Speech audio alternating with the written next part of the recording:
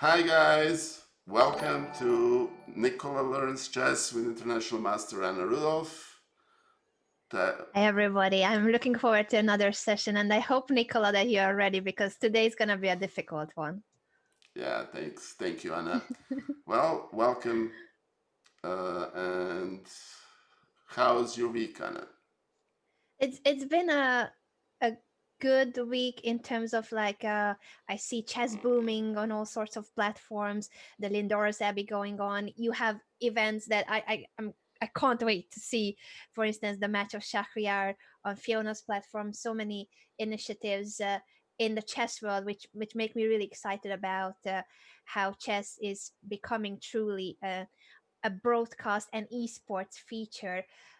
Outside the chess world, I'm really sad for what's happening, and I hope that those issues will not be issues in the near future because it's just heartbreaking. Yeah, thank you, Anna. I'm also concerned about what's happening outside of the chess arena, outside of our windows, and that's always a concern and a worry. On the other hand, chess is turning into a legitimate esport, which is something that I was hoping it would happen.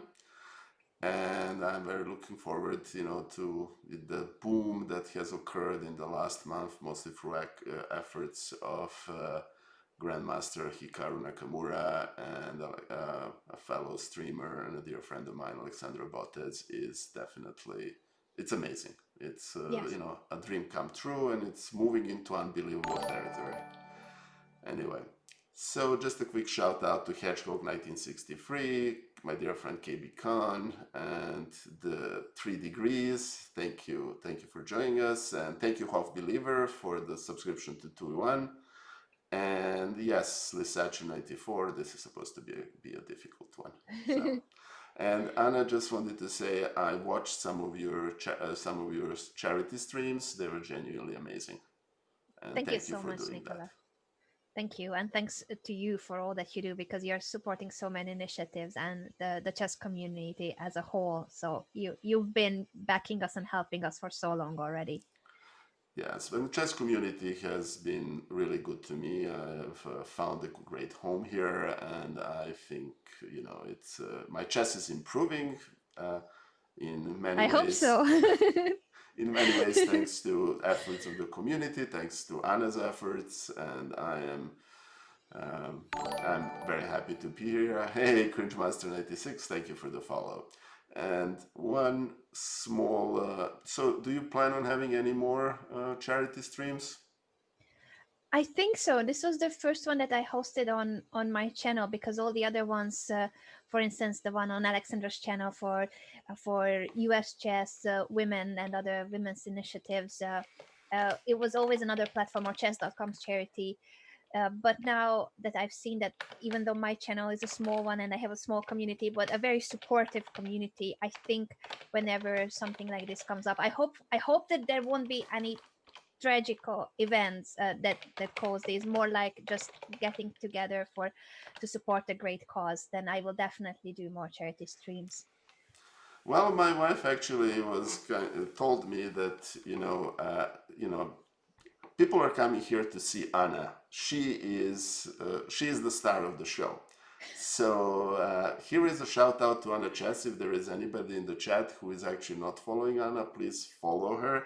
She is an amazing coach, and she's an amazing chess player, and she's an amazing lady. And she does all sorts of amazing streams on Twitch that I find extremely interesting. And so give her a follow. Thank Exactly, you so Casper. much, Nicola. That was way too kind, and big shout out to your wife for being so generous with her praise. Well, let me put it this way: my wife was very, very generous with her praise of you and critique of me. So being married for 20 years, you get to use it. But truth be told, what Casper said, how can you not follow Anna? So please, if anybody here is not following Anna, please give Anna a follow. The link is in my thing. Oh, Adriana, thank you. We have a visit from WGM Adriana Nikolova from from Bulgaria. She is a dear friend of this, and of course, if I knew how to do this, give her a follow as well.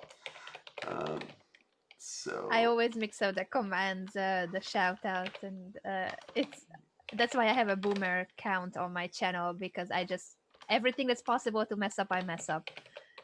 yeah, I think I'm the same way. All right, so um, anyway, so without, I also need to make one more program announcement, and then we are going to be proceeding. There are two things that Open Field Media is sponsoring recently. One is going to be happening tomorrow at Fiona's channel. It's a match between Grandmaster Konevlad and which is a secret account, and Shakir Mamedyarov, who is that's actually his first online game played.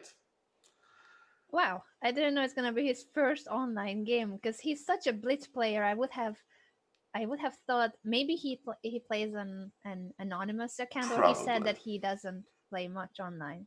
So who do you think is going to win? I heard that the anonymous grandmaster, whose identity will be revealed on stream, is a strong one. I wonder how strong in comparison to Shakhriyar, because Shakhriyar himself, he is a top 10 player and especially dangerous in Blitz, in my opinion, if we compare the formats. So I don't know. I'll need to see who is this mysterious grandmaster opponent. I don't know. I I don't. As one of the organizers of the event, I have to remain neutral, so I can't really say who I think is going to win. And the second event, it's happening this Saturday. It's happening on PhotoJazz channel. It's basically a duel of the queens. It's a match between um, Anna Muzichuk and Alexandra Kostyuk. Oh, that's amazing. I haven't heard of that event, but I'm really looking forward to it. Yes, it's happening at actually fairly early. It's happening at 11 a.m. on Saturday, and we are happening to manage to not that conflict with the PogChamps. Anyway, shout out to Daniel Dimovsky. Thank you, my friend. And looks like we have hashtag chess in chat. Thank you. Thank you, Hedgehog, for the notice. Hashtag Chess is a fellow streamer and a dear friend of the channel. Please visit her. Last time I saw her, she was actually playing a sab battle with. Oh, thank you, Hog Believer, for gifting a tier 1 sub to hashtag Chess. So she was playing a sub battle with Dina Belenkaya, and I don't even want to ask how it went. My experience with those battles is pretty checkered. They are tough. They are tough. Alex knows it well. Although I lost the last one, but overall, And somebody is going to clip what I'm about to say, unfortunately. But hey, hey Jesse? If this, thank you and welcome to the stream. I think your 2020 score against Alexandra is like something like 20-7. something along that line. I stopped counting because it became just like a fairy tale ride for my team and a nightmare for Sure. Team Botes. I Tough sub battles for Miss Botes for sure. Yeah, if I remember correctly, I played on your team a couple of times, so I'm Yes, supporting the right team. Thank you so of course. much. Yes, the wholesome tomatoes. Thanks a lot. I'm actually wrapping the one of the fan art T-shirts. Ooh, Not an that's a official new. merch, but one of my the lady who actually drew the portrait behind me. I don't know if it can be seen in the cropping, but there's a portrait Yeah, at you least can see it. behind me. Yeah. It's the same Italian artist that designed this T-shirt, so I had to get one for myself too. Nice. I'm actually gonna get one for myself. Are they available? Yeah, she's selling them on her store. I can send you the link. It's an Wonderful. Italian artist. Thank you Yeah. so much for the support. Nah, no worries. Thank you. That's a very nice T-shirt. All right. So thank you. Welcome, Bulkinit, Westland Chestnut, KZ. Thank you guys for joining us. So that's very nice of you. Okay, so Anna, what pain am I going to endure here? Hopefully a lot of pain because last week's session I thought I had a good game chosen, but then I realized what you said was true, that there wasn't enough counterplay in it. So today's one hopefully will be even more chaotic Oh God. and therefore more instructive to Okay. learn from. It's a Karakan defense that we're gonna be looking at. I was checking the lines that you play. Let me know if you can see the moves I'm making on the board. Yes, So if yeah, I I can touch see the the pieces, moves, that can be and seen. everybody can Okay. see the moves, which is good. Um, Okay. Tell us about your repertoire choice. Usually, for instance, how did you choose the line that you play against the Karakan? Until about maybe 6 months ago, I had a very unpleasant experience with Karokan. In other words, I Hmm. didn't really know how to play it. And then I discovered first, advanced Karokan, which is e5, then e5 bishop f5, then I discovered Tal variation, which is h4, which is what we have on board. Mm-hmm. And then I discovered that what people call caveman attack, which is after in this position after h5 you can play bishop g5, and then you kind of throw the black out of their prep. So I had no idea it's called the caveman I attack. Is that don't an think it's an official or official name. nickname? I don't think it's an official name, but what do you play? Well, you don't play e4, right? I do, but I don't play the advanced variation that much. But now that I'm looking at your repertoire, I really started to like your lines a lot to an extent that I may copy you, Nikola. Oh wow, okay, that's about the biggest that's yeah, hillbilly attack, or yeah, caveman Oh, attack. I see. I was looking at a lot of games in this line, and there are so many crushing wins for white. Things can Yes. go really bad, especially when black goes for capturing the b2 pawn. So oftentimes black plays queen b6 here because the bishop on g5 is pinning the e7 pawn, making it more difficult for black to develop. So queen b6 is a logical move to point out that the b2 pawn is hanging, but white ends up sacrificing that pawn in most of these games and has a really great initiative for it.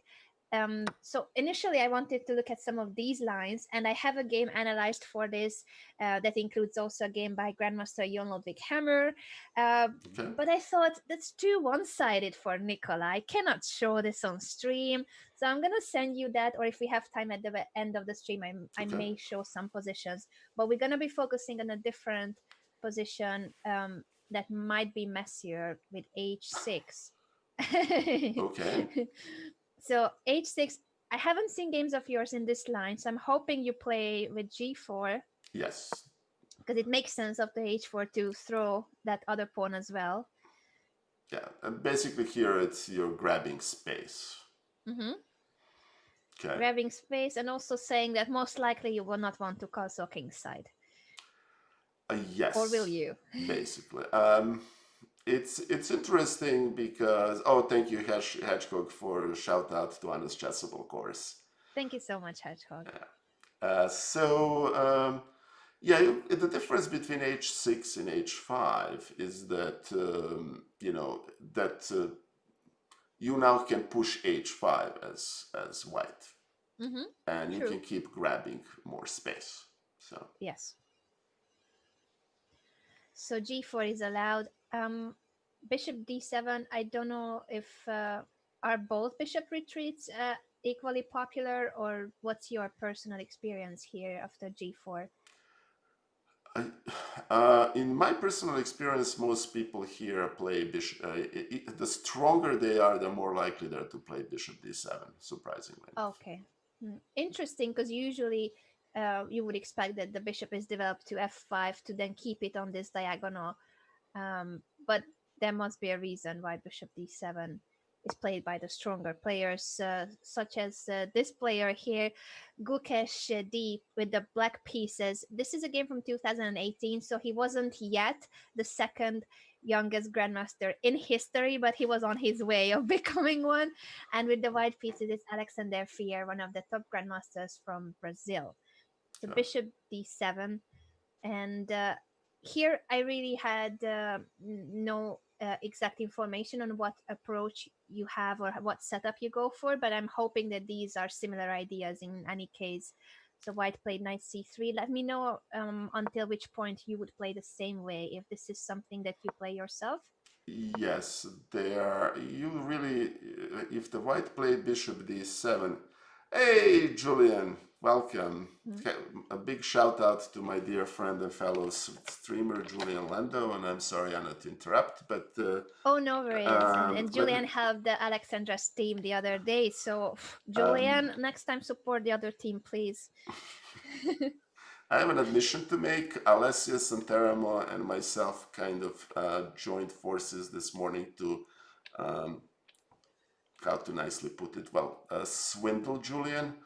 Oh. So I owe my dear friend an apology there, and he is perfectly entitled to revenge. And there is a big performance of Bella Ciao that came out as a result. Yeah, as he said, apology Nice. somewhat accepted. We'll work on we'll work on make sure that that apology is completely accepted. Hopefully, I yeah. see. Well done, Nikola. Thank you, Julian. All right. Okay. So, all right. So basically, here is there you don't the natural feeling here is to play f4, but that Hmm. I discovered is a little bit too much. Hmm. Oh yes, yeah, there Well, it's is a the clip of the performance. I'm gonna save it for later. I need to see this. yeah. Take a look at the clip. That's basically all the proof anybody needs that the swindle was involved. Um, and I don't know if Julian saw that. All right, so play f4 is actually probably too aggressive. Hmm. I do play knight c3, but I am frankly myself not certain whether I prefer to play c4 here. Oh, instead of knight It's c3, a so knight after c3, but bishop this is a c7. perfectly normal move. Hmm. I would play knight c3. Okay, so far it's something similar to how you would handle the game. Yeah. And here comes the first question. The game. I don't know if any of your opponents has reached this exact same position or anything similar with bishop on d7 h5. Well, congratulations, Anna. I'm out of theory. Great, that's what I wanted to hear because we are here to work on middle games, and I know you know a lot of theory, but we are here Okay. to work and learn. Okay, well, this is the Good. most excited. Well, Anna has been. This is the most excited I've seen Anna on this stream, so actually, it's really good to see. So, yeah. It just is. I feel like it's so difficult to get you out of your preparation in the first Okay. few moves because this is only move 7. So I know that everyone has a certain theoretical knowledge, but Nicola's theoretical knowledge is really profound. And I wouldn't expect it to end on move 7. So I'm very proud of myself here. As you should. Okay, so what is the question for me? What would I move? Hey, Adriana, welcome to the stream. Thank you. Shout out to the tomatoes from my community that join our streams, even though they don't play chess. I still owe them a chess lesson, a beginner's chess lesson, so that we can all be on the same page in terms of how chess works. But thanks for the support, guys. H5. This is the first question, indeed, Nikola. How do you react to this pawn push? Okay. Bullet move, and then you can think more. Just how would you react to H5 if you react to it? Well, the bullet move is obviously g5, Mm-hmm. and it's one of the liberating moves for this particular in any Caro-Kann is f6.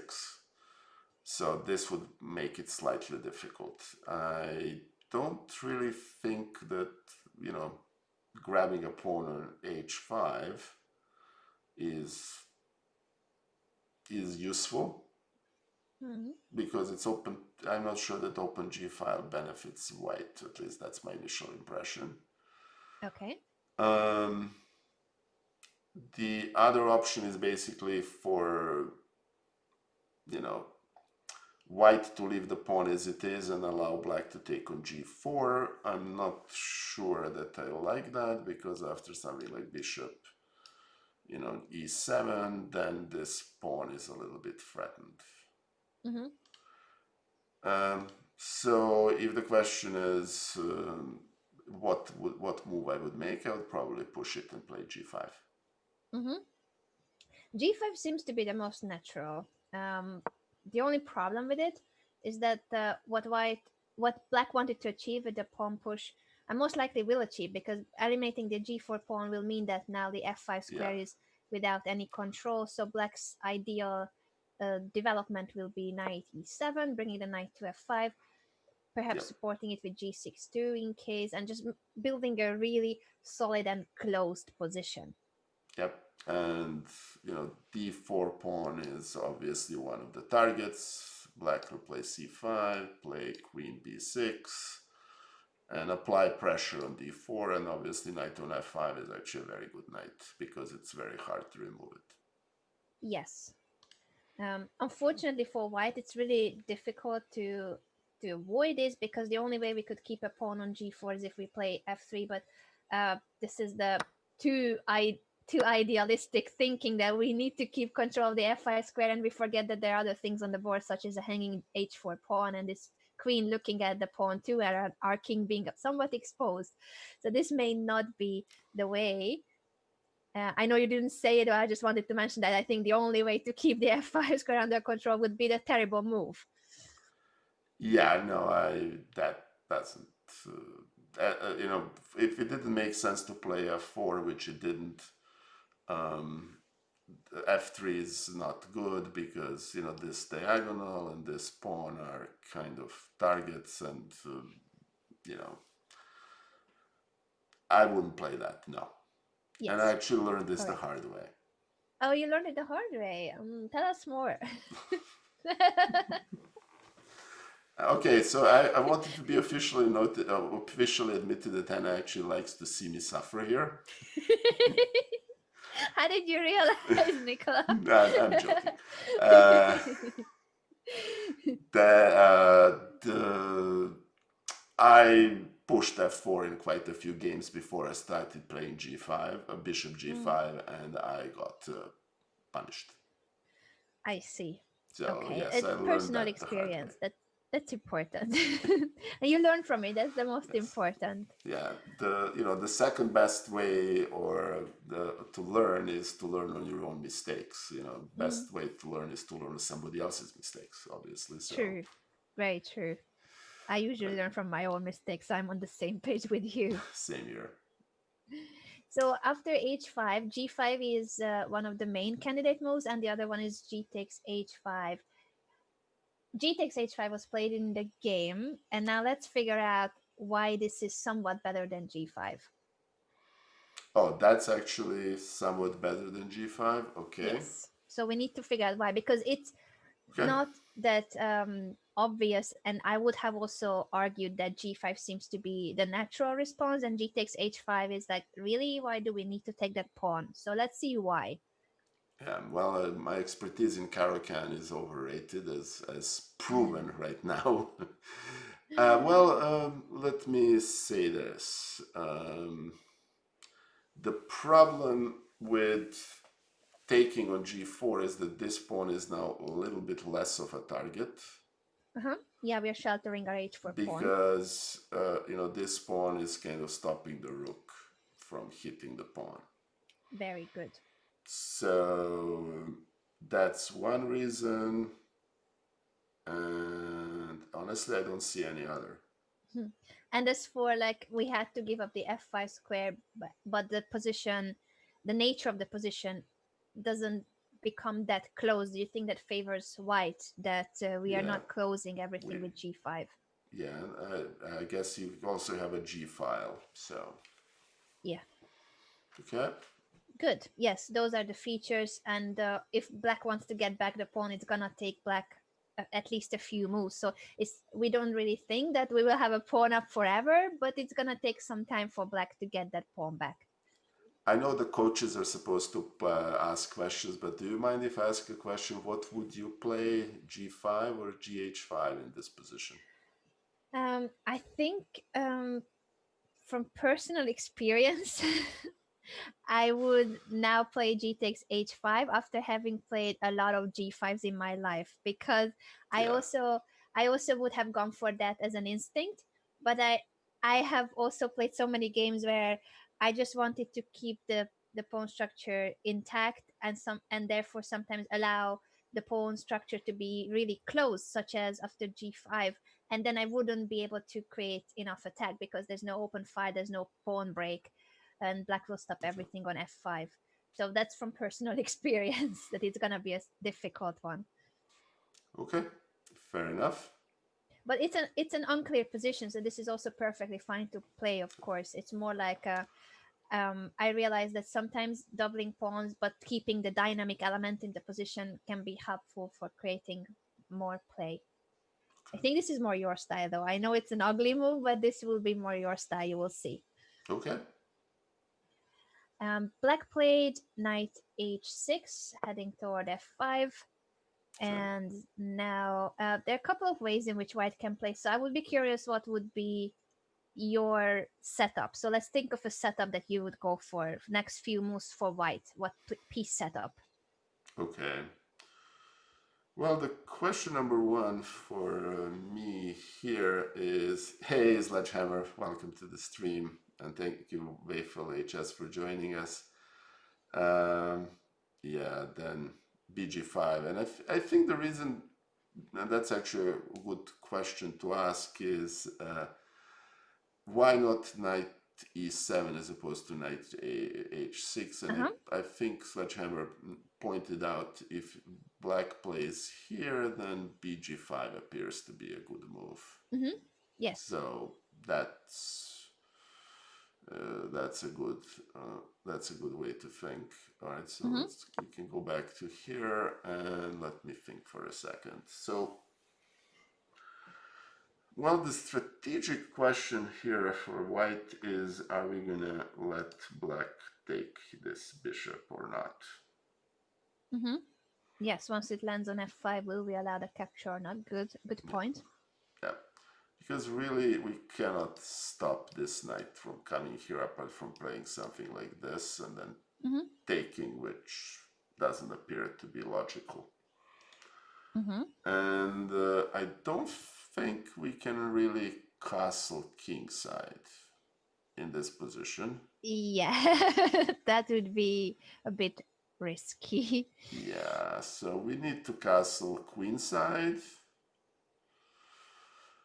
Another question is, what do we do with our other pieces?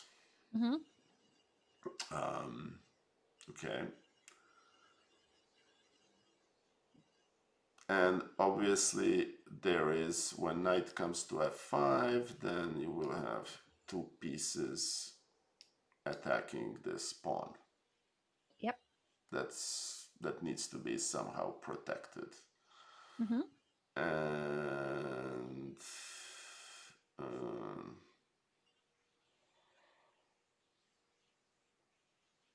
hey, Jasvidovi, this bishop here in my book is pretty strong piece because you have these pawns that are on the black complex, so you want to keep the white square the bishop. That would be Yeah. kind of a general answer, right, Anna? Mm-hmm. Yes, that's the best bishop also against the French. I learned it the hard way many times. Yes. Okay, so there are a couple of plans here. Um, if we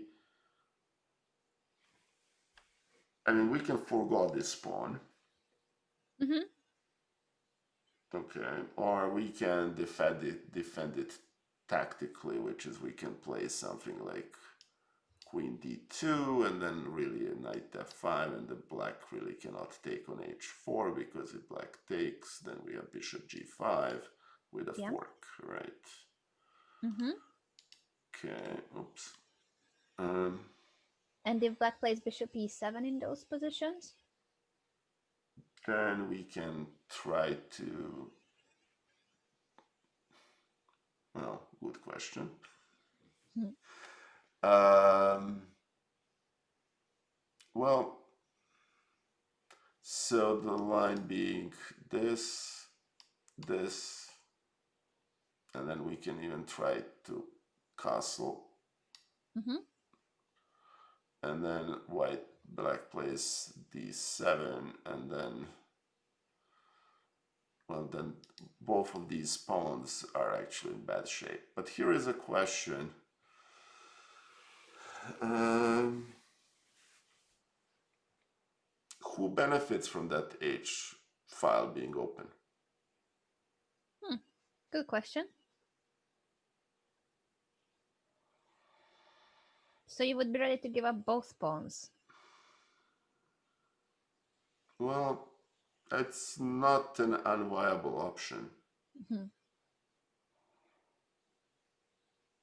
Okay, so the candidate move number one here is to play queen d2 Mhm. and try to castle, and then even allow knight to take bishop here, and then take here, and then you have two lines open that lead to the white king. Mhm. Um,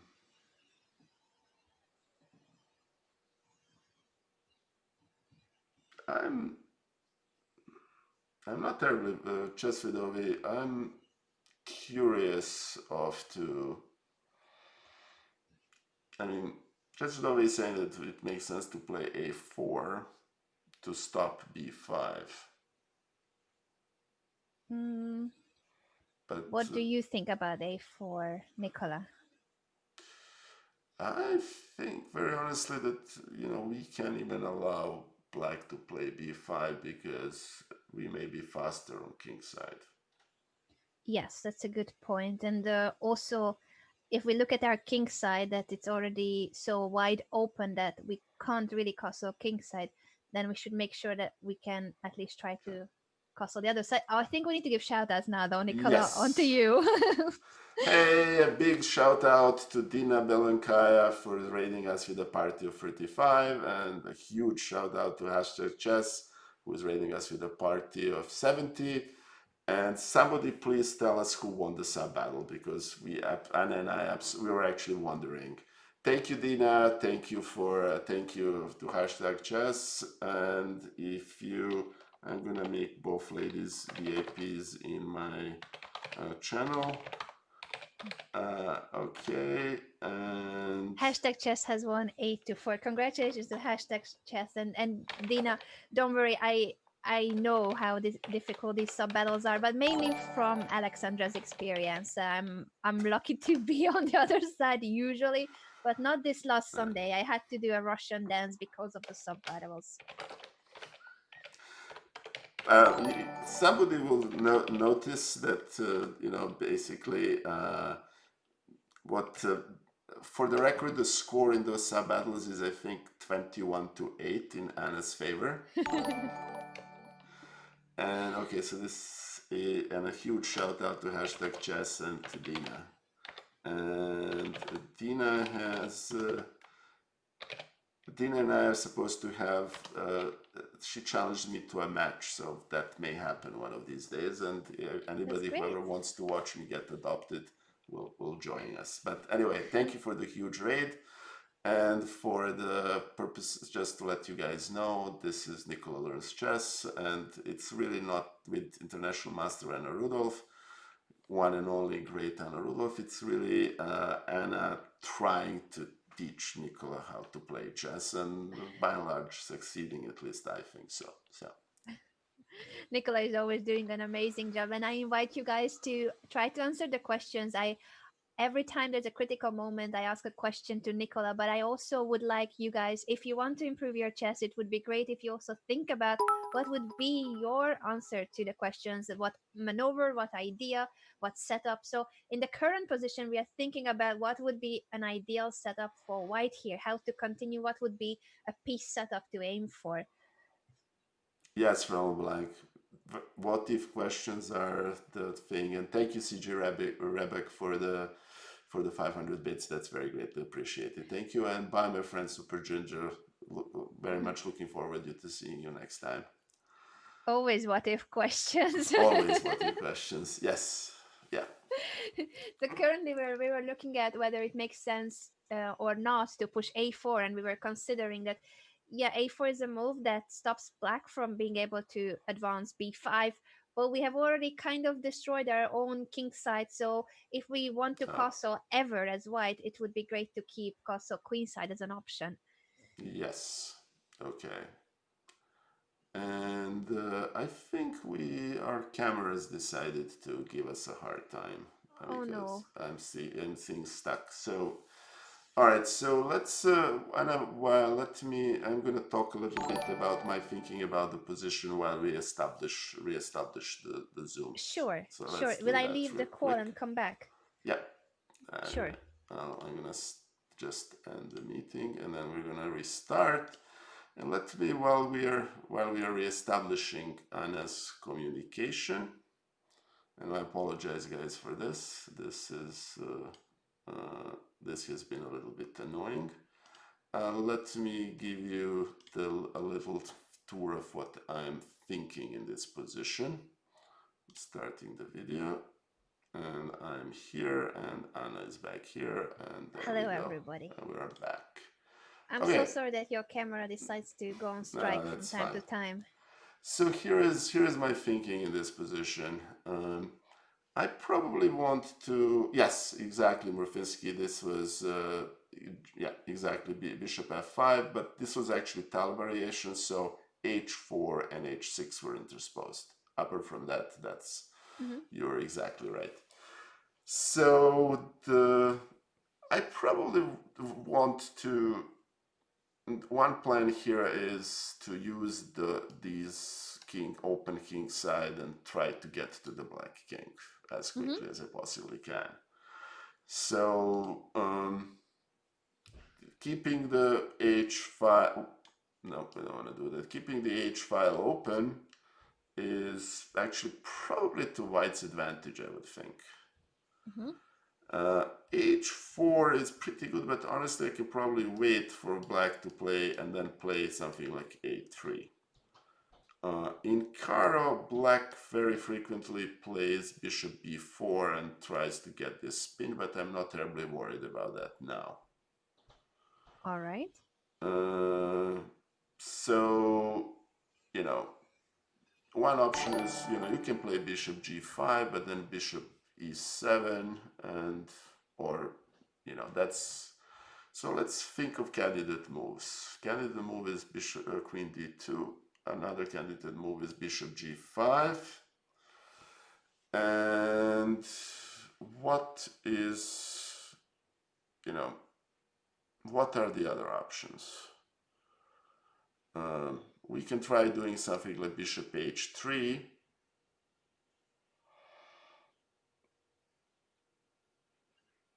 And contest the jump to f5. Hey, Great Ocean Road, thank you for the follow. That's very greatly appreciated. Um, And so, Maria is with us as well. We were just talking about the match that will take place on Maria's channel this Saturday. Was it Saturday? yes, it's Saturday. Anna Muzichuk versus Alexandra Kostin. That will be a huge derby. I'll definitely tune in. Maria Yemenyanova is a dear friend of this channel, and she's a great streamer, and she also streams. She's going to be the host of this big open field EDA event on Saturday. So please, if you haven't already, give her a follow. Her streams are great. In addition to chess, she also streams Lego and quite a few other stuff. So big shout out to Maria Yemelyanova.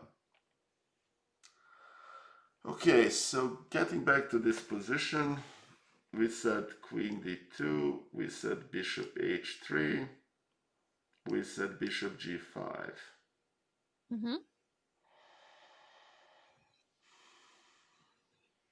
And you were also saying that you are not that worried about losing the h pawn or h pawns because you think that actually may favor you if the h file opens up. I think so. Hmm.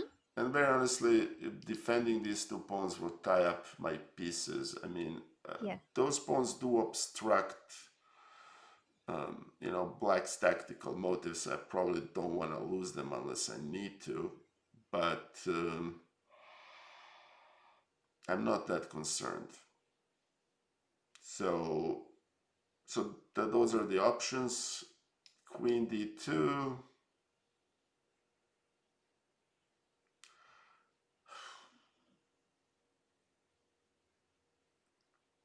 So let's make a few moves. Queen d2, knight f5. Okay.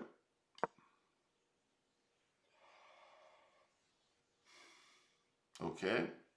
And here, this black cannot take this pawn yet, because if he takes, there is a bishop g5, and I don't see any place where that knight can jump. But then black can play bishop g7, Yeah, bishop e7 defends the knight. defends the knight.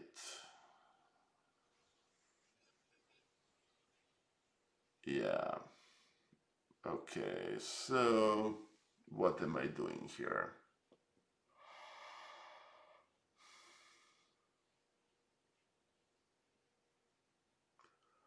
And obviously he can immediately take the pawn on h5. Yes. So it might be that I'm actually giving too much. What would be your intuition in a bullet game? How would you continue? I'm curious. In a bullet game?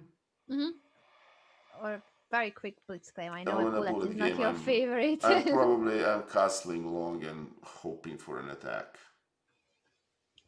I'm telling you that your intuition is great because this is one of the viable options for white in the position after knight h6. We're going to take a look at what happened in the game, but I analyzed this as one of the main alternatives to the Okay. game, to play with queen d2, knight f5, and either castle immediately or develop the bishop and then castle. But the same idea that you're not worried about giving up those pawns because you said they were tying down your pieces and it takes time for black to collect them. In the meantime, you manage to finish development and the position opens up while the black king is still in the middle of the board Yeah. with all these undeveloped pieces. Then it's a great deal. Sure.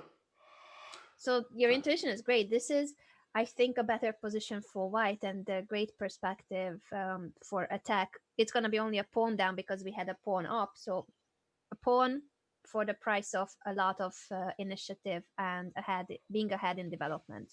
Okay. And bishop d3 is better than bishop on h3 because we don't block the rook. That still defends the h4 pawn, I presume. Yes. If you want to keep the bishop, Okay. then the bishop on d3, I think, is ideal. Interestingly enough, in the game, Fier wanted to give up the bishop. So this is one of the ways in which white can play, and I think it's a good one. I probably would have played like this myself, Okay. even if I don't like giving up pawns. But here, there's a lot of tempi that black is wasting on collecting the pawns. So Okay. after knight h6, Someone please clip this because Anna Rudolf just said that she doesn't mind giving up a pawn. in this position. That's the first time I heard that, Anna. I would normally prefer to collect them, but here it's taking ages for black to take them. Even I consider time an important factor. Okay. Well, let me see. Where are those free stuffs emotes? Okay. Free stuff, in a metaphorical sense, time for free, the free tempi that black is giving up. But yeah, normally I'm a pawn grabber. But in this position, I think you are completely right with your intuition. In the game, white chose a different approach. This is the other main approach. So queen d2, castle, queenside, perfectly fine. And the other approach is bishop h3 or bishop d3. But I think he places the bishop on h3 because, first of all, he's also not afraid of giving up this pawn. So he's ready to give that up immediately. And he also, I believe, wanted to take the knight on f5 F5. if black played knight f5. Because let's just take a look at this position a little. Because you said that the light square bishop of white is an important piece, and it's true. So why was he ready to give it up on f5? Okay, very good question. Oh, and just want to read one thing from the chat that Anna is like the female reincarnation of Yasser. And That's a huge compliment. that's a huge compliment. I couldn't agree more. Yasser is always so. Yasser Servan is always so cheerful, so smiling. So yes, that's true, Anna. Thank you. Okay. And we are pawn grabbers as well. Yes. I just play waivers, but then everything else, thank you. Thank you. All right. Okay, so in this position, long term, uh, well, we have this outpost. We have this outpost on e5. Hey Luigi, thank you for the 100 bits. That's very greatly appreciated. I would actually play bishop g5 here to provoke f6, try to provoke f6. Mm-hmm. And then I have an open e file where the king is to play with. Mm-hmm. Then I can jump with knight on f3, and Caro-Kann for me, the full disclosure, it's always interesting when you're supposed to put the knight on e2 and when to put the knight on f4, on f3. Mm-hmm. So I would play bishop g5, try to open the e file, and then hopefully if black plays f6, takes, then bishop f4, that all of a sudden becomes a very strong bishop. And then you have knight f3, and you have two open files to play with. Mm-hmm. Yeah, that's a good point. Yeah, I'll happily do that. And if after bishop g5 black plays with queen b6, I know you have experience in similar positions. Not this exact position, but the idea that the b2 pawn is hanging. What do you do in that case? Oh, I can play queen d2 and basically, yeah, well, that's actually not necessarily good because black has bishop b4. But I can even play a little bit more. Actually, is that even an option? No, it's not. I can basically play queen d2 and tempt black to take that pawn. Mm-hmm. Because after rook b1 and rook b7, that rook is going to be very annoying for black. Very true. So you can give up the pawn either with queen d2 or queen d3, and the idea is, as you said, you're gaining an open file, and after taking on b7, you have a rook on the 7th rank, king in the middle of the board. There's bishop cutting the king too. This looks like a nightmare. Yeah, that's not. Yeah. So yeah, I think that would be a great candidate move.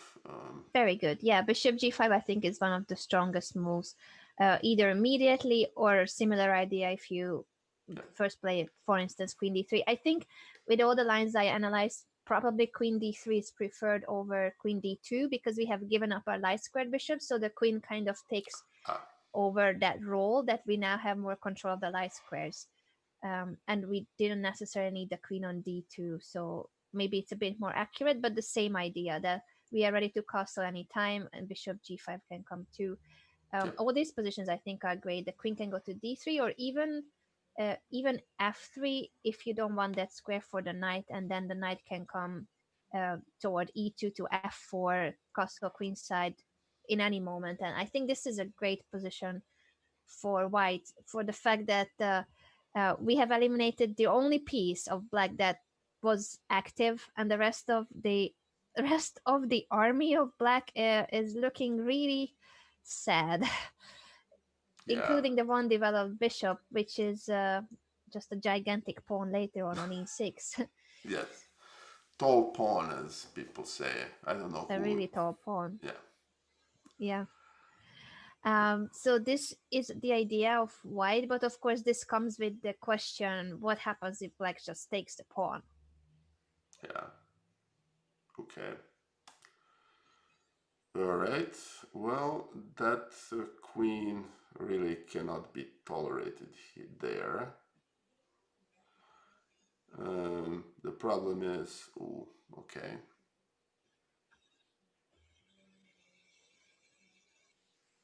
Would this bother you that that pawn is taken? So No, now it's equal material. um, I've, I've, I think you know the answer to that question. Yeah, it was more like emphasizing that you wanted to give up both. Correctly assessing that it's okay to give them up. No, it wouldn't. But the queen being there would bother me a little bit. Mm-hmm. Um, there is this. Very frankly, there are no concrete threats, uh, but the question here is, can we play something? We probably don't want to play something like knight f3 and get that pawn on h5. So that playing knight f3 might be a bit premature. Mm-hmm. The question here is, what's the best way for white to improve its position? And I think the plan of castling long is still valid. Mm-hmm. So Um, if you want to castle queenside, how would you set up your pieces? well, you know, um, queen d2 is a tempo move because we are threatening to play bishop g5 and then put the black queen in a slight distress. Mm-hmm. We can also play queen f3, Huh? which I actually prefer, and I cannot. This is one of those moves that I cannot really answer why I prefer it, but I do. Interesting. Well, I'm telling you, your intuition is really good, so you should rely on it. All right, thank you. Uh, but I think the strategic plan here is to move the queen now and then castle long and then proceed with some sort of an attack, because the way for black to improve his position is actually a little bit ponderous, Mm-hmm. because this is a tall pawn, Mm-hmm. and of course why the arrows decided not to work. Oh, okay, thank you. So this is a tall pawn. Yeah. This bishop can come here.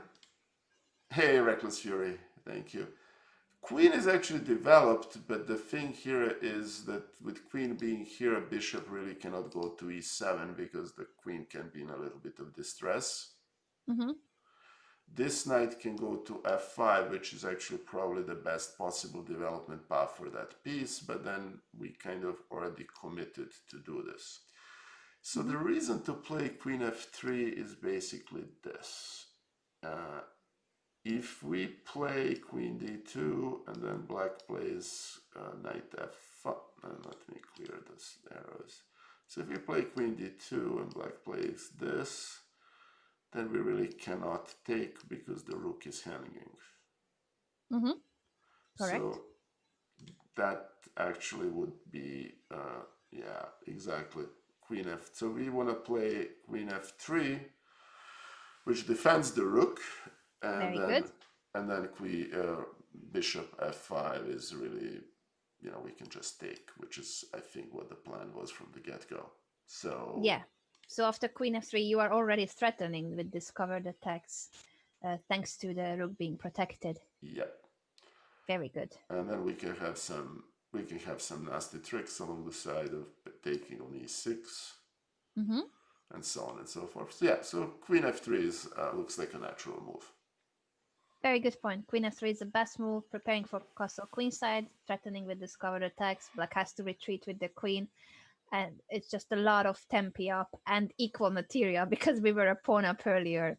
So this is, I think, a great position for white. Black did not take the pawn for that reason, and also didn't play knight f5, but instead preferred queen to b6. And once again, question to you and to the viewers: what do we do here? Okay. All right. So um,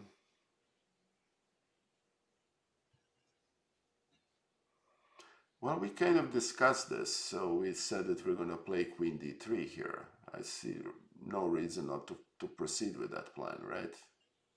Yeah, so you're ready to give up the pawn again. You don't mind queen takes b2. I'm not really giving up the pawn because if black takes the pawn, I'm taking the pawn on b7. Correct. You'll win it back. Yeah. Now, this is a bit different to what we were looking at. So let's choose the right square for the queen. Which one would be your bullet move, and which one would be, after some thinking, the move you choose? Because we looked at a similar position, but it was not exactly this. So let's see the differences. Okay. Um, Queen d2 creates a battery that goes to that, you know, but hits that knight on Mm-hmm. h6, but I'm not sure how useful that battery is. Um, and incidentally, I know it's a very defensive move. Hold on, let me think for a second.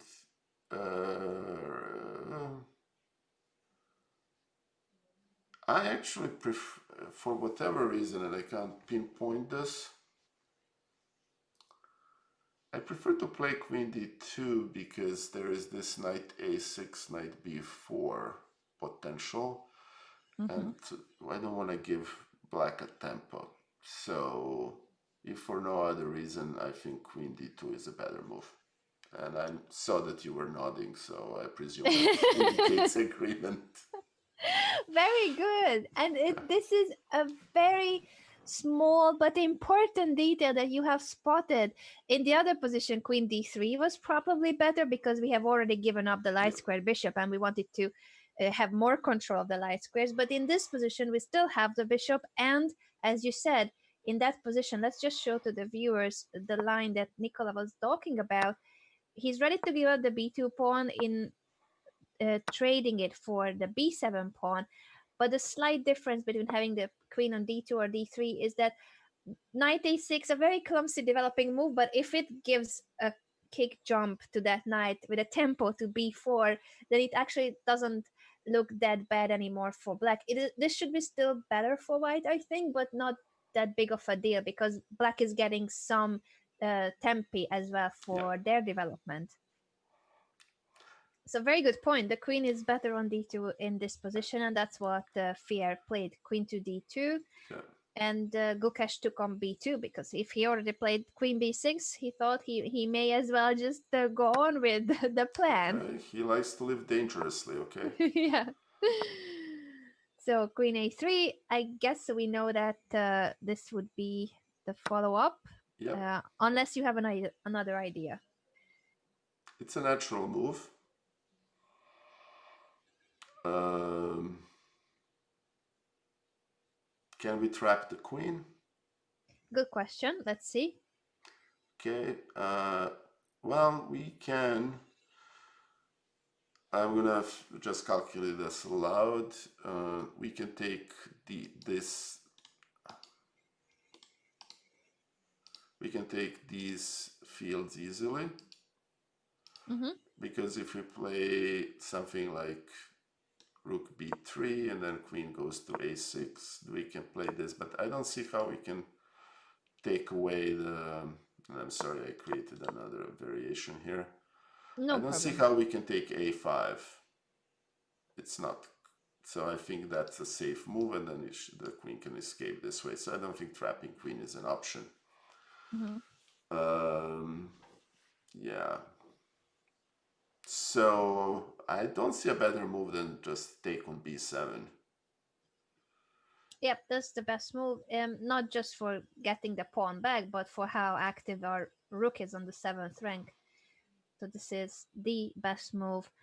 After rook takes b7, uh, black played bishop b4, which makes perfect sense. Developing with a tempo, pinning the knight. We don't really have many options here, so I'm gonna make the move Yeah, that protects the knight that's the only and move. develops.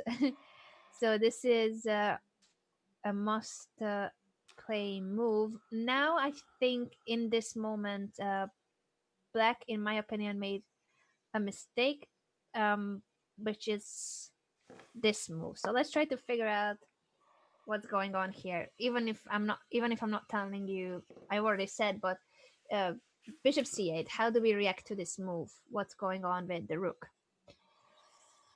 Okay, so Luke is in danger to be trapped, which was danger from the beginning. Mm-hmm. Yeah, and bishop c8 is the initial threat. Where does this rook go? And if we play something like bishop c7, which is the only spot it can go, then darn, Rook to c7. yeah, then there are actually multiple moves that trap that rook, from knight e6 to king d8. Well, knight s6, then you take the pawn on c6. So you can play queen a5, and then that rook is in trouble. Actually, Just it's not in double trouble. check No, that. it's not, because the bishop on c8 is undefended. Yeah. But there is a cute move in my style, haha, that queen d8, which kind of traps the rook. Yeah, king d8 I do like. I I don't know what's the evaluation here. I didn't look at this exact move, but I am buying it. I think this is a Yeah, cute move that traps the rook, and we will, if we have to give up the rook on c8, then it makes perfect sense. The king is almost getting ready to castle queenside yeah. by hand, so it makes perfect sense. Um, I guess that's why Gukesh played bishop c8, because it looks like the rook is gone, a rook c7 doesn't work, so what can I do here? Well, but simple elimination, the rook is under attack. So unless we play rook b8, which is not a good move, we don't, unless I'm missing something, which is quite possible, we are taking on b4. Uh-huh. Okay, So that is giving up an the rook for a exchange. bishop, yeah. Okay. How do you see that position, even without making the move? What do you think of that middle game? Well, the threats are not immediately obvious, but the black square complex on black side is very shaky. Mm-hmm. So this bishop on e3 is going to turn out to be a monster some way or another. Yes. So So I would be perfectly comfortable sacrificing the exchange here. And I thought so. I thought that you would. yeah, okay. Rook takes b4 is the strongest move, and that's why I think bishop c8 is in the end a mistake, because in other lines too, we will take a look at the alternatives later on. But in many other positions too, the rook is basically trapped. There's no way coming back from b7, and bishop c8, uh, placing the bishop on the back rank to win the exchange. But in other lines too, probably black would end up winning the exchange, but without losing a tempo or two. So this loses time and forces white to do what probably was coming anyway. Rook takes b4. Yep. So exchange up for black. But we are hoping to have more than enough compensation. What's next after giving up an exchange? We need to prove this with forceful moves that we have something here. Okay. Well, option number one is to castle. That's a bullet move. Uh-huh. Okay. Um, Option number two, I don't see any tactics. Mm-hmm. Uh, the only potentially active piece that black has is this knight, and we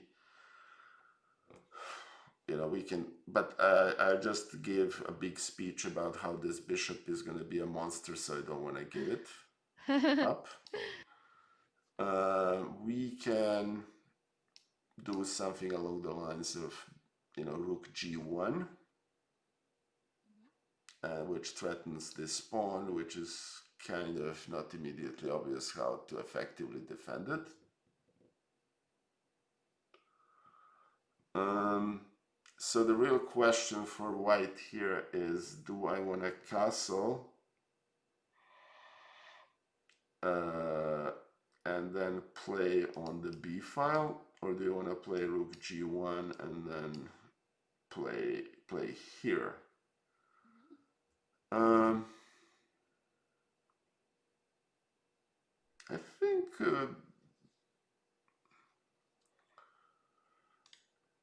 I think some play on g file is gonna happen. It's just whether I don't think white has time to castle, move the king, and then put the rook on g1.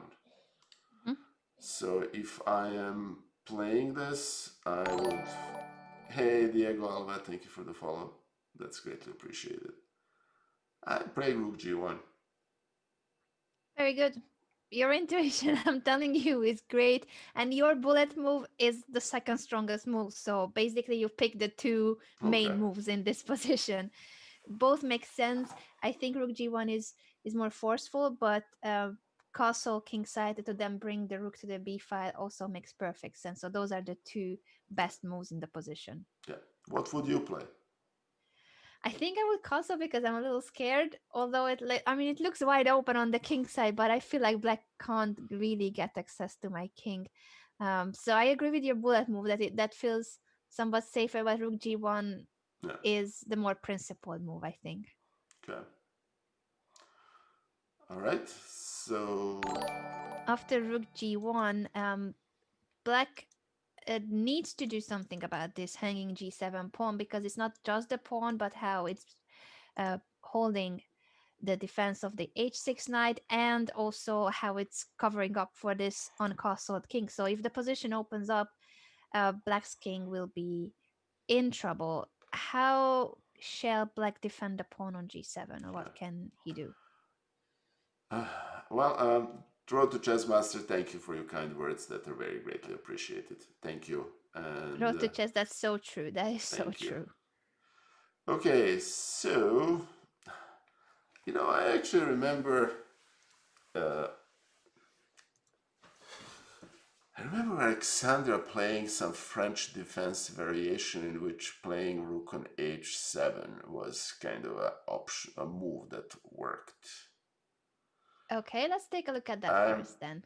I'm thinking aloud. I'm not sure. Sure. I'm not No, sure. let's list.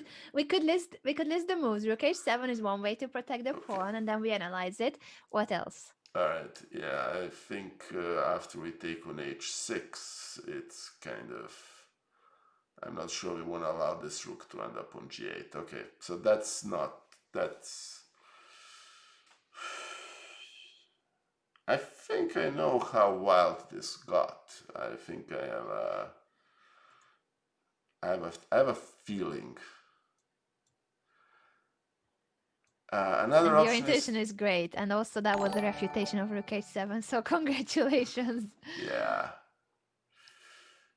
Then there is this King f8. Uh, uh, that's also a possible defense. Mm-hmm. We have already eliminated kind of knight f5 takes the bishop and takes the pawn, and I think if this pawn falls, this open file, this rook is ugly. Mm-hmm.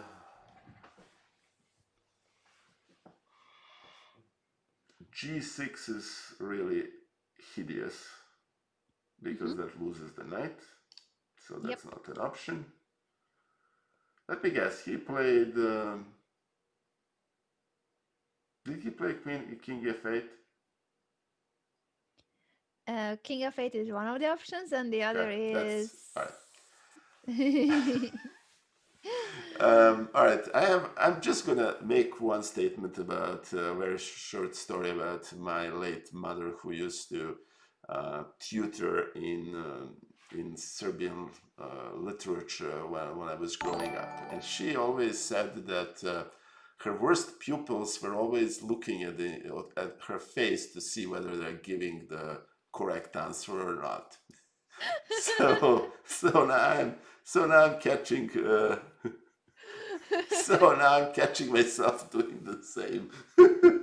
So I basically have to admit I said King F8 and looked at Anna's face to see whether that's the right move or not. Anyway, all right. Did I give away if it's the right move or Well, not? I I don't remember know. the story before. I'm gonna try Okay. to have the same face, the same smiling No, face, no, no, whatever please, you no, say. no, please don't. It's fine. Just a creepy smile, no matter the answer. Okay, so what really? I mean, I think that that pawn needs to be defended, right?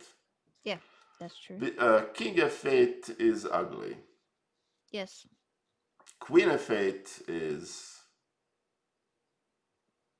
interesting. Mm-hmm. Rook H7 is refuted. Yeah. G6 is not an option, and you basically said the King F8 is not an option, and I agree it's not an option. So what he played Queen F8. As ugly as it is, it's a really ugly move, Ouch. but probably the best defense. It looks Ouch. ugly and it is ugly, and white is better. But in case of King F8, white would have an even bigger advantage. I mean, those two are the main moves. So King F8 too is possible. I But now mean, let's try to think more of this position a little bit. What yeah. would be the follow up here? Okay, you can take on H6. Uh, well, okay. You And can. there's no immediate refutation, so King F8 doesn't fail for something immediate. But how do we continue building up the attack? Okay, let me think for a second.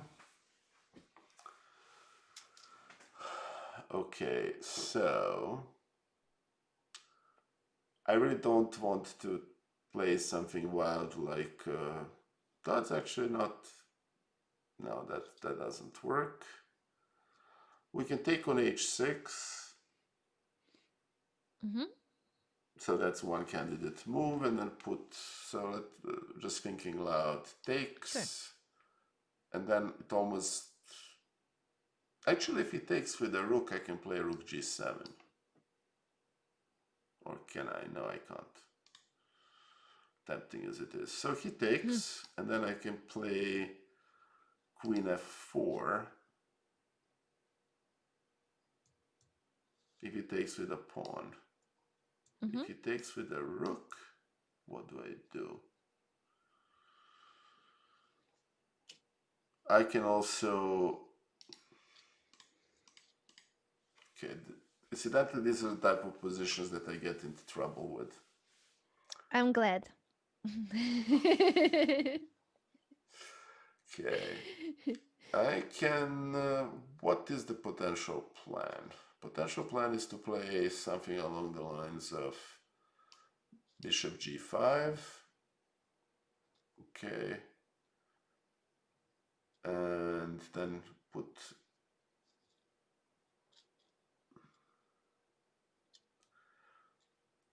The, if we take this pawn out, black is almost immediately busted. True. But I cannot really play rook G7. He takes, I take, he takes, I play G5, and then he hides on H7, and I don't have the firepower. Oh, sorry. And I don't really have the firepower to do anything. Mm-hmm.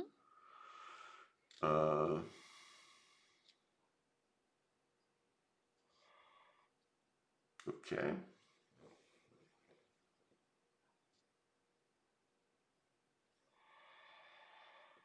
Okay. Another option is to take and then make a queen move, depends on what he takes with. Mm-hmm. Another option is to do knight f4 and maybe think that this knight g6 is a threat. Mm-hmm. Okay.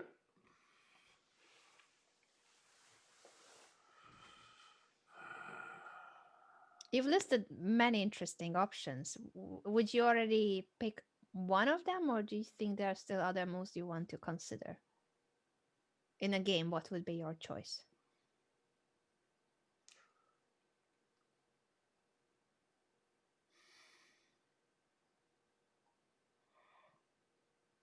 I can also troll and actually play rook g6. I'm Rook kidding. g6. Yeah, I'm kidding. But it's not okay. You know, if he allows me to take on h6 with a rook, then there is a mate very quickly. But that's probably pushing too hard. I would actually. I'm gonna be obnoxious and make an admission. If I was playing against somebody who is blindfolded, I would actually play that. Hmm. Okay. All right. Realistically, what's the strongest move in this position? Uh, this knight is not going anywhere. True. This knight, if we put it on f4, it's kind of obstructing the bishop. The. Hey, Jesuit, thank you for the follow. Thank you, sir. And I really don't. I mean, is this knight g6 a realistic threat? Possibly. The safe move is probably bishop g5. Mm-hmm. Yeah, So I'm probably playing bishop g5. that's one of the strongest moves. Okay. The other moves, like unfortunately, the position is not ready for any sacrifices, and bishop takes h6 is interesting. But if black takes back with the pawn to at least keep the g5 square covered, queen f4, all these positions are unclear, but not really decisive if black defends well. But it's always the if black defends well, because in this position, I think black has an only move to make. So it's like it depends what's more practical, entering a position where maybe black can collapse immediately if they don't defend well. Because this is Well, interesting too. well, the immediate threat is queen f6, and then Yeah. that's almost curtains, right? Yes. So how shall black defend against And that? if there are two defenses, I mean, king e7 is not a defense, and knight d7 fails to bishop e6. So really, Yeah. black needs to play queen e7. Yeah, queen e7 is the second best, and I think it holds on, but it should be still an advantage for white. And the unclear move, the one that makes the valuation even be about just unclear, not an advantage for white, is this. I would like to know how many players would actually play king e8 here. Okay.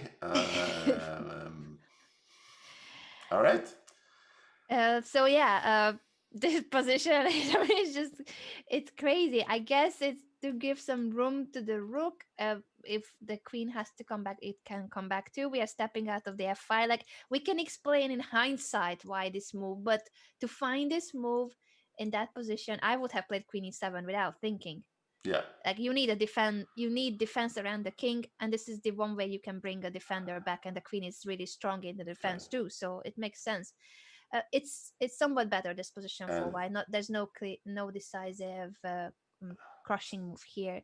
okay. And if king e8, I have no idea. This is just madness. So okay, so I play queen f6, and I guess rook h7 is the move. After queen f6, I think I think we're gonna see this beauty. All the pieces on the back rank. Oh Jesus. Okay, yeah, okay, fair enough. But I get it's just because then black can develop finally one move with a tempo and Yeah, everything is protected. But it's yeah, just yeah, okay. I think even these positions make a lot of sense in a practical game because it looks just terrible. And who would play those moves? King e8 and Queen f8. You play king e8 and then leave the board, take a sip of coffee like you own it. I like Sure. that comment. Fred on blank. Or you can, put the king on e8 and then castle long, right? When Yeah. if it's over the board. So this Okay. I was thinking whatever you say what you were saying with bishop h6 makes sense because if black finds those moves and then defends, kudos to them. But Sure. it's Okay. unreal. Bishop g5 is a great move because Yeah. we keep all the pieces on the board. So the more pieces, more pressure. Black is undeveloped. That's a great move. So all these bishop g5, bishop takes h6 are some of the best moves. But the strongest is a move that I would have never thought of. And I want you to try to figure out what is the purpose of the move that Stockfish wants to play here. And it's queen to c1.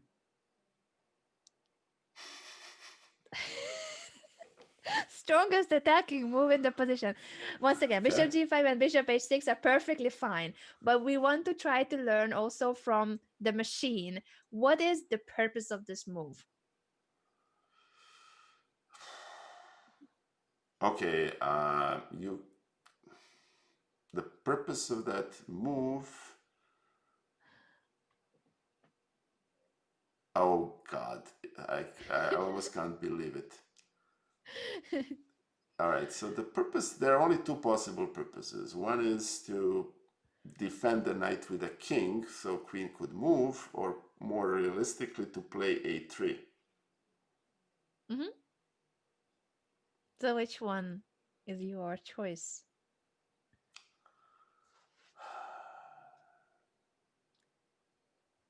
Well, king e2 blocks the queen from getting into the king side, so I think it's a3 is the more realistic. Yeah, a3. Queen c1 just to be able to push a3. I think bishop g5 and bishop takes h6 were much more convincing than this. And even this is it's better for white, but it's not like decisive. It's not. It doesn't refute anything. But also when I saw this move, then I started thinking, okay, it must be a3. And the reason that you were mentioning in these positions that we cannot really improve the c3 knight because we don't really want to trade queens, so we can't move the knight anywhere. And the queen on b4 is quite active and is also always ready to come back to the king side. So it feels like the queen on b4 has an ideal square, and the one reason that queen c1 and queen c1 makes sense to lose this tempo is to push that queen away from the one square where it controls so many important squares. So it will have to then decide whether to keep the b file or go back to e7 or go to a5, but cannot hold everything together. Yeah, it's basically doing this, but it's patrolling the b and this diagonal. Yes. Yeah. Okay. I would have never figured out that queen c1 makes any sense. So bishop g5 or bishop h6 would have been my choice for sure. I'll be very frank with you. I'm the one who objects to Stockfish and Lila and the engines, but the, I think adding an idea like Queen C1 to move A3 is not a bad thing to add to your toolkit. Oh, absolutely. No, I'm always impressed, and that's why I liked a lot the Alpha Zero games too, because I felt like it's a different way of seeing chess, so we can learn from that perspective. That's why I wanted to show you this move, but I don't expect anybody to find Queen C1. No. No, that's not. But on that note, though, let's make a few moves and see how much White can achieve with this. For instance, let's make a developing move for Black because it would be high time to develop, and then we get to play a3, so the queen has to decide where to go. Where do you think the queen should go? We can take a look at a couple of options. Okay, so hey, R. Stelling, thank you for the follow, and thank you, Penguin Monkey, for the shout out. That's very greatly appreciated. Uh, well, we can play. Let's see, we can play something like this. Queen Hmm. a5, obviously. You know, it's actually not that many good candidate moves. Yeah. We can Queen play a5, e7, queen e7. and then, and you can play queen b6, which is kind of not a good move because that's a natural field for the knight. Yeah. And you can play something like queen b8, and we kind of want to contest the black squares. Okay, so which one shall we start with?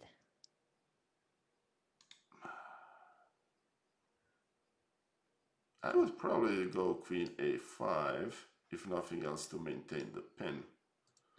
Yeah, that makes sense. So queen a5 maintains the pin. How would you now continue as white?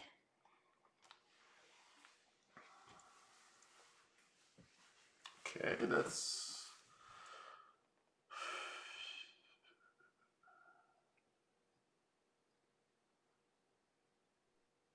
Alright, so does it actually make sense to move this bishop to d2 and move it to b4 so it has a diagonal? Good question. Do we have time for that? So that's one candidate move. Yes. Another candidate move is to start, moving the knight. But we cannot move the knight because we are pinned. We're going to want to lose this knight.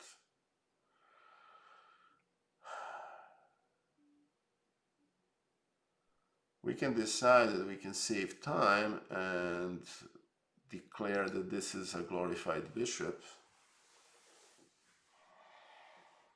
and play this. So you would want to bring the queen over to a3. Yeah, which actually is pretty strong.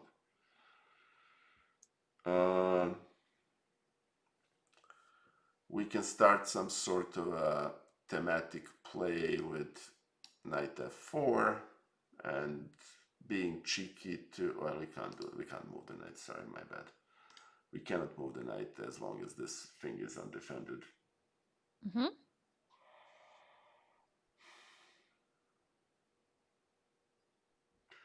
The problem here is that if we move a4, black plays bishop, knight to b6, and then this pawn is actually hanging. Yes, that's one of the options. And also, if black wants to prevent you from playing queen a3, how will they follow after a4? They can actually then play queen b4, and it's back to where we started. Yeah. So we actually have a pretty limited arsenal of candidate moves here. Let's list them again. All right. So option one is this. Yeah. We just eliminated a4. We cannot move either any of the knights. True. We obviously cannot move the queen. It's tied up to this.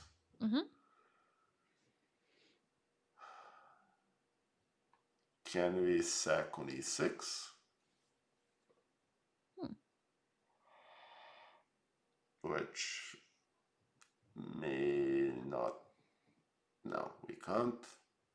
Because, again, we have the problem these knights are tied up to each other. So when all is said and done,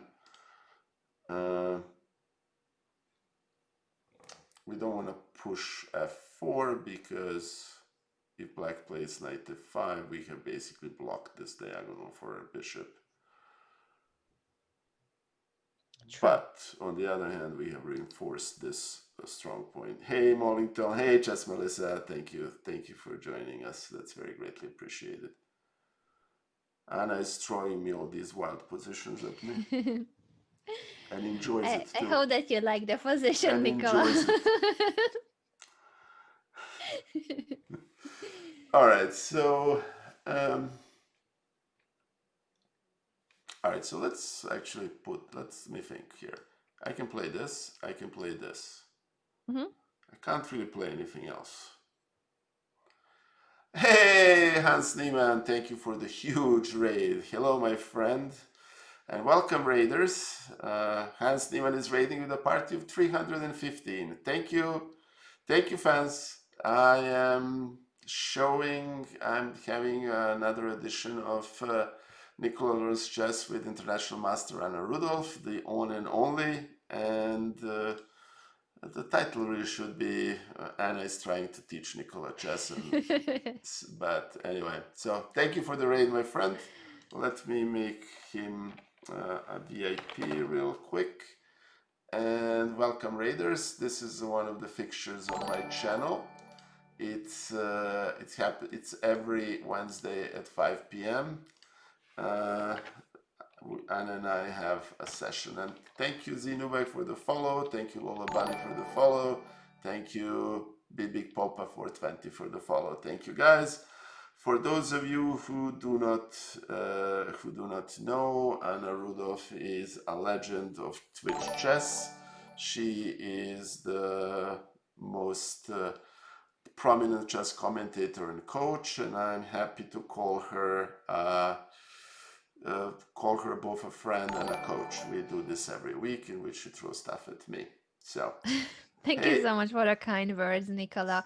And Nikola is doing an amazing job, guys. You should have seen the previous two sessions. This is a new show that we have with Nikola. Today is the third session, and the idea is that I'm showing Nikola middle game positions with attacking and defensive ideas, complex positions where you need to figure out the right plan, the right idea. But it's always an open question that you guys should also think about. If you want to work on your chess, feel free to stay, think about the positions, think about the questions I raise, and you can say in the chat what you think about the positions. And Didole, I live in New York since 1993. I grew up in Serbia, so I'm originally from Serbia. And Hans, for the record, you're being trolled. I haven't seen Andrea here, so that Anyway, so I'm quite sure young Miss Bottes will. We'll track her down for you, and I would love her to come here, but she hasn't been here. So anyway, sorry, Hedgehog 63. I had to say that. Anyway, pozdrav, Dudulec, pozdrav Serbia, always welcome. So, all right.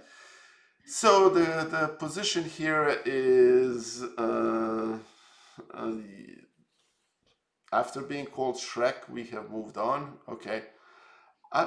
Being called Shrek is actually a compliment in my book, Hans. I like Shrek. I watched the movies over and over again. Yeah, but I Shrek didn't know is the updates from that part of Shrek Twitch is a very streaming. handsome guy, right, Anna? I mean, I'm not the one to judge, but he's very kind. He's kind, generous, and he usually gets his way. So I don't think that's a bad thing. Anyway, so I would love to be called Shrek. Likewise, I fully agree with you. Okay.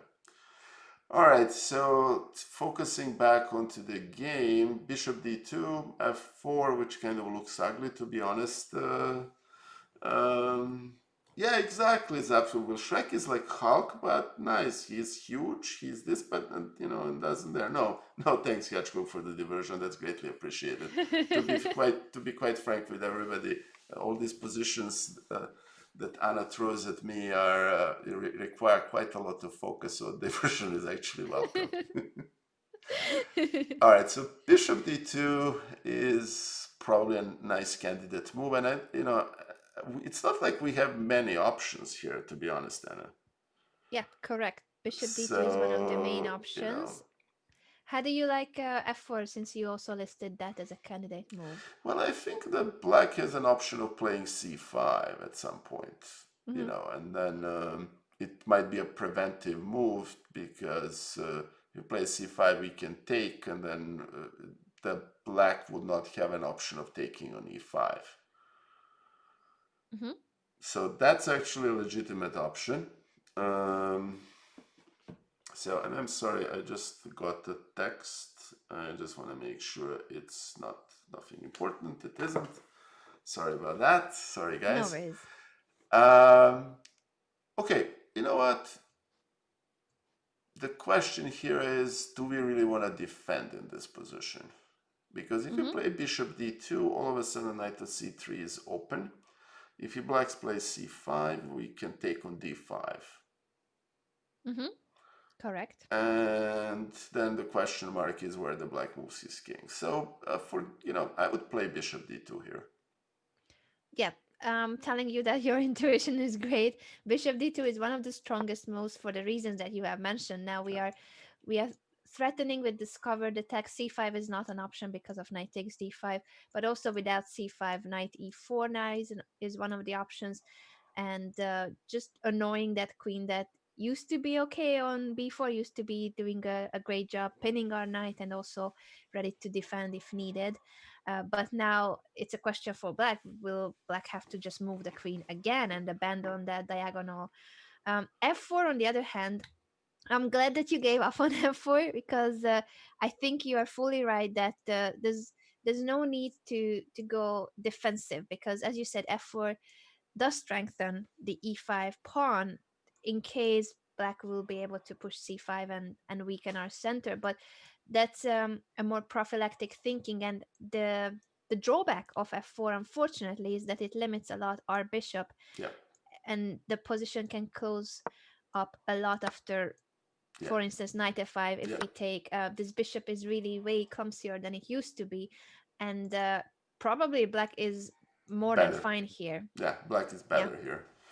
Yeah, yeah. and just one more observation, and forgive me for saying this, Anna. When Anna says, when Anna wants to say wrong move, she says it's one of the best moves. Not always. I'm Uh, I'm I'm joking. Sometimes, though, I don't like to be harsh because I think it's very easy for me to to say the assessment of a position I looked at with the engine for hours before the show. So Yeah. I'm not pulling out these moves and evaluations from the top of my head. I've analyzed this position, so it's easy for me to know. But bishop d2 is the second best move if you want to know, Nikola, Okay. and it gives quite a good advantage for white. Okay. And I presume, are we actually in the game, or we are away from the game? What do you think? Hmm. Honest answer is, well, we are evaluating Queen C1. There is no way a human painted Queen C1, so we are doing a machine evaluation. Yes, Okay, King f8 was not played, and Queen c1. I was analyzing how on earth that's the best move, so that's why we ended up here, for the sake of learning something from the machine too. and for the record, Dale, I would vote for Anna for president in a New York minute. Because, Thank you. all right, so there is a better move than Bishop D2, basically. Okay, and Bishop d2 is really strong, so that's perfectly yeah, fine. And the other option is also a bishop move, but we haven't listed it in this position. You looked at it in other positions. okay, we looked at Bishop G5, correct? Bishop g5 and Okay. Hmm.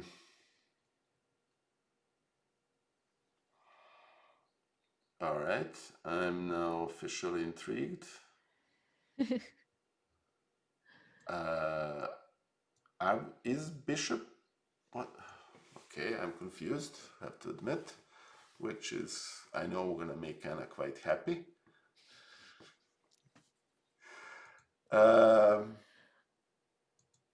all right. No.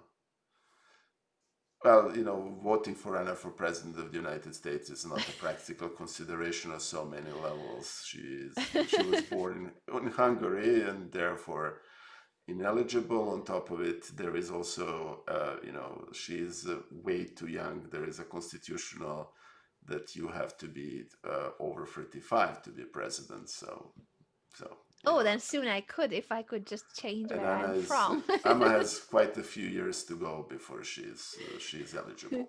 So okay, well, is actually, what, Bishop H6 finally looks appealing. So what is the reason that we went queen c1, a3, and now bishop takes h6 is even stronger than before? Because there is no Queen E7. Yeah. The queen cannot come back to the Yeah. king side. Wow. That's the Okay. deep idea behind queen Oh, c1. jeez. All right. So basically, we played queen c1 to push a3 so queen can not go in e7. Okay, I have to give Stockfish credit. This is impressive. Yeah, I find it impressive too, and Really that's why I impressive. wanted to Yeah. take the time. We can also then look at after a3 if the queen went back to e7, because that's another question. Like, okay, cool, but what if queen e7? So in this case, yes, all these positions that we initially analyzed, if g takes, if rook takes, in both cases, the queen will appear on the king side. Let's take a look at this first. Your turn, Nikola. Okay.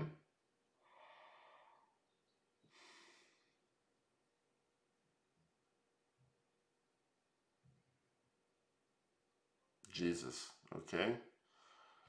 Uh, what am I playing here? I am playing queen g5. Yep, very strong. And what does black? How does black defend g7? There is no defense. Rook h7. Yeah. But on rook h7, can I actually be cheeky and take on e6? That's one option. I can also play h6. But then black plays g6. But then if he plays g6, then I take on e6. Would you play that in a game? Let me think for a second. Sure. And I'm curious about the opinion of you guys. What would you play here? Do you agree with that line? Okay, so let me just. I'm. Well, oh, sorry guys. Interestingly enough, this queen on a5 is it would be very nice to play queen d8 mate immediately. Mm-hmm.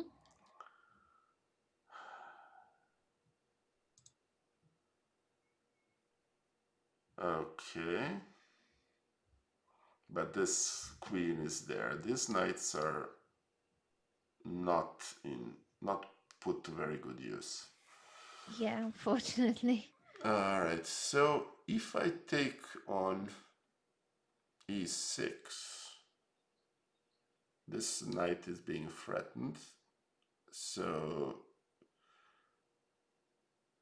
what am I threatening here?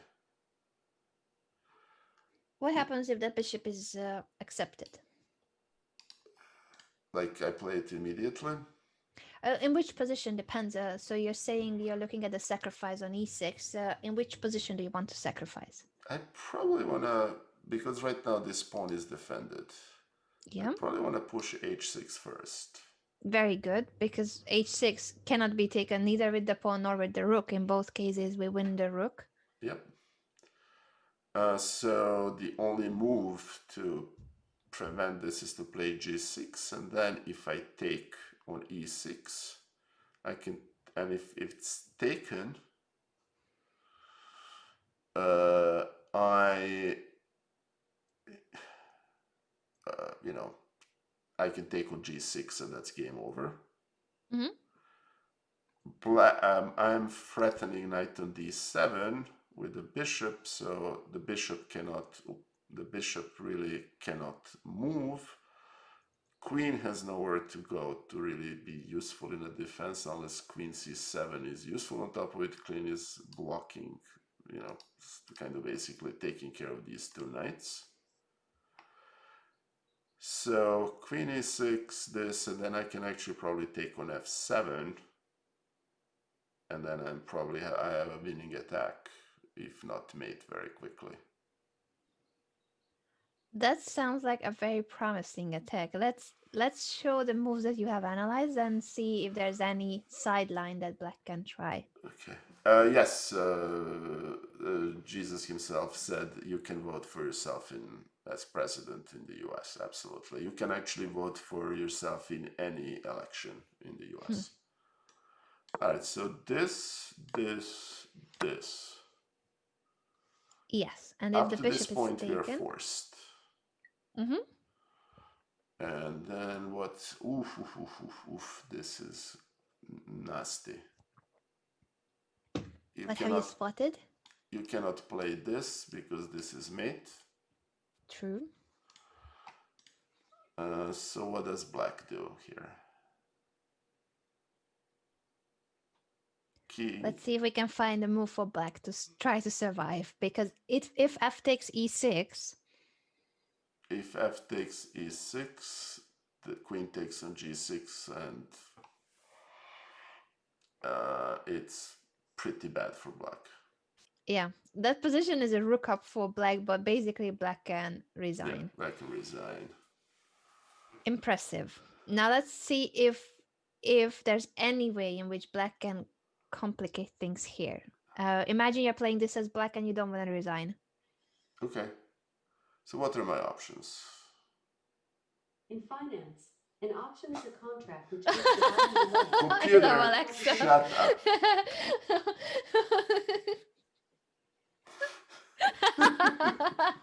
That was brilliant. All right, thank you, Alexa. You made Anna laugh. That's worth it. Okay. All right. Yes, that was Alexa. My Alexa response to the comp name, because we have several Alexandras as friends. So, all right. So what I'm hearing here, that there is a move that will allow black to defend. Oh, geez, yes. Let me see here. Not sure if black can defend, but you want to try to not Ooh, I resign. see it. Yeah. That's funny. You're talking about this. Yes. Wow, that's a nice move. Okay. What's that move for? What's the purpose? The purpose of that move is that if I take with the queen, this bishop takes the bishop, and all of a sudden the position of black becomes fairly more resilient than it was. Yes. Uh, and if I don't take with queen, there is this nasty fork. Mm-hmm. So you have to take, and if you take with pawn, it's the same problem. So you really don't, you need to defend this fork. And then what does, so you kind of, that's actually very ugly. So you kind of need almost to play something like, you need to take the knight. Yeah, I see this. So How would you take the knight, with queen or pawn? We can play that move, knight takes e5. That is the only way in which black can put up some resistance. Okay. All right, so if I take it with queen, all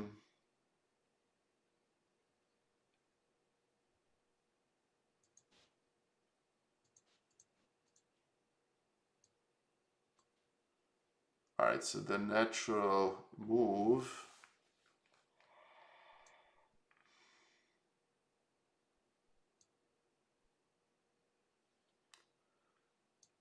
Gene Hackman, I think it's Anna Muzichuk and Hugh Fan would be a great match. We actually have a match on Saturday with Anna Muzichuk and Alexandra Kostyanyuk. It's on Saturday. Let me put it this way. I would love to see Anna Muzichuk and Hugh Fan play, but Alexandra Kostyanyuk is probably in the same league as those two, and she's the former world champion. So let me put it this way: after this match, we'll look into that. I would love to see Hu Yifan come and play. As you mentioned, we would all love to have Yifan, but Alexandra is such a strong player, and she has her own platform too. So it's, I think, it's another factor is that Alexandra herself streams, and for these events it's even more appealing if the players are familiar with the esports environment and how these matches work. But yeah, absolutely, Yifan would be great too, but I'm looking forward to the Anna versus Alexandra match on Saturday. Correct. Thank you, Anna. That means a lot. I'm very looking forward to it too. Okay, so all right, so the question here is, am I taking with a pawn or a queen? Well, if I take with a pawn, then there is this d4 nastiness, respectively. Can Black play that immediately though? No. I think Black needs to take on e6, right? I mean, whichever way we take the knight, Black needs to take bishop e6, because otherwise it's curtains. Yes. So we have one tempo after bishop e6. Correct. So we need to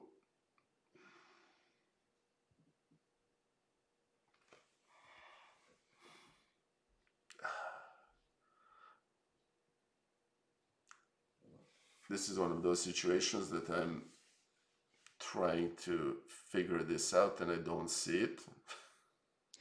It's not simple at all, don't worry. Okay. It's more the question, after which move you see a forceful continuation. So the position is still an exchange down for us, and Black suddenly has started developing their pieces. We need to keep going with really forceful, powerful moves. Yep. In which line do you see a concrete variation? Okay, so concrete variation here is if I take on e5 with a queen and Black takes this, I can play rook g6. Well, that's very concrete. That's probably too concrete. Let's calculate it. Okay, so I take this, and now we have two knights that cannot move, a queen that's alone attacking the king, who assisted with this pawn. Not very good prospects, unless we manage to swindle this rook here. So no, that's not happening. Okay, so that's but to be slightly less concrete, we can play h5. That's a piece that can join the attack in order to open up the g5 and put pressure on the g6 pawn. So how would that line work out? In which variation do you see h5 working? Well, the question here is it better with a queen on g5 or is it better with the queen on g5? I think the fact that this bishop is threatened is probably more significant than the fact that we have a battery here. Or maybe not.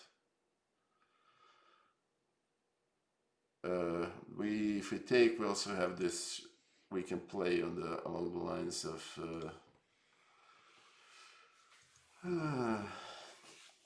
Okay. All right.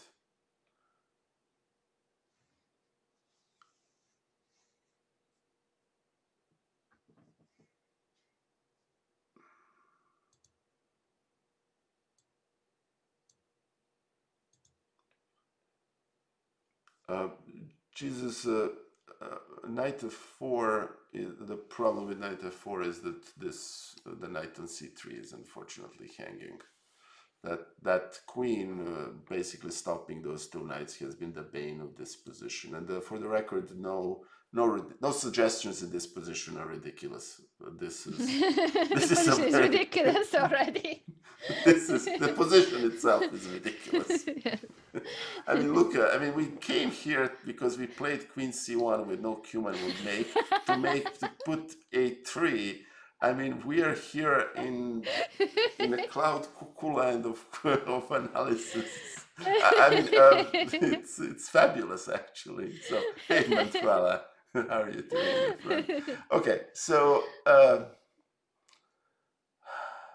I, all right, I'm stumped on it, which I'm probably gonna play Queen E5. Mhm. So, all right, so let me put this position and black takes this, Yes. and then I play H5, Hmm. which is all natural moves. Yeah. Ah, I see the difference now. Okay, yeah, What's the difference? this. Yes. Okay, yep, all right. Lesson learned. It's not bad though. There are interesting positions there because you also can include Queen D6 check and then play H5. So that position too is still interesting Yeah, for white. but this is definitely a stronger position because this pawn is now invulnerable. All right, I got it. Yes. Hey, Very good. Shikayo, thank you, my friend, for joining. This is my dear friend from Hikaru stream who Oh, promised he is gonna join us. He is a member of the gamer community, so thank you for coming in to say hi. It's good oh, to that's see you. great. And I see you've gifted Shikayo a sub to Hikaru's channel. That's Yes. much appreciated. Okay. All right. So now what here? Yeah, how does black defend here? We also should think about the defense. So H5, threatening H takes G6. What's going on here? Hey, Scorpio 80, nice to follow, and thank you for the follow. That's very greatly appreciated. How does well?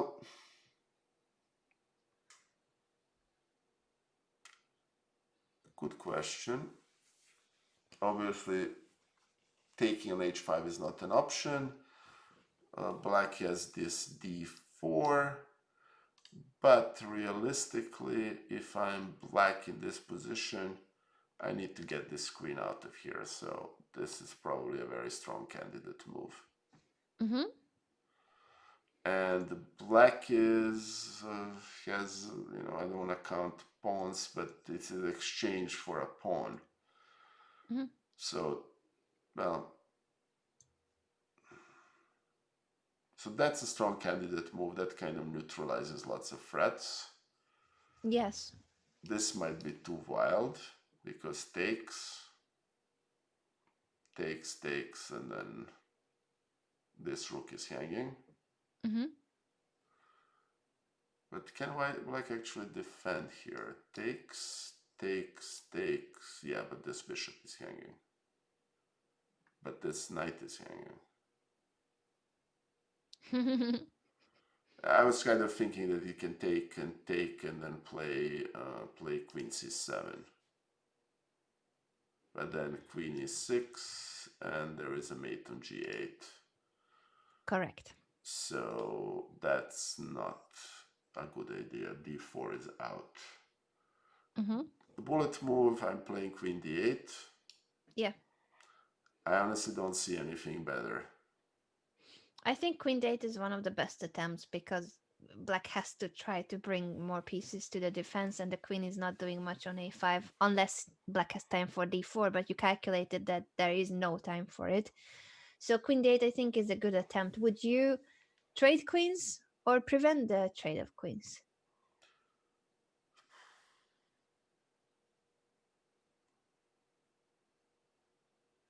Huh.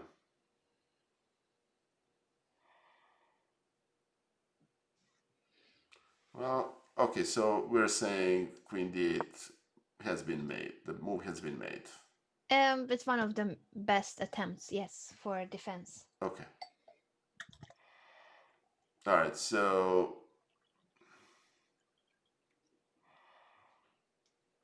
hey, Cambridge, thank you for the follow, my friend. Very greatly appreciated. So, what am I doing if I'm black, if I'm white here?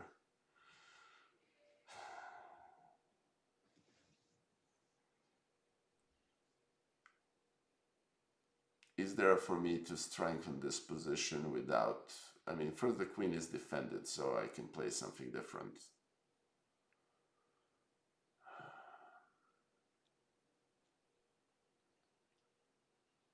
can I take on g6?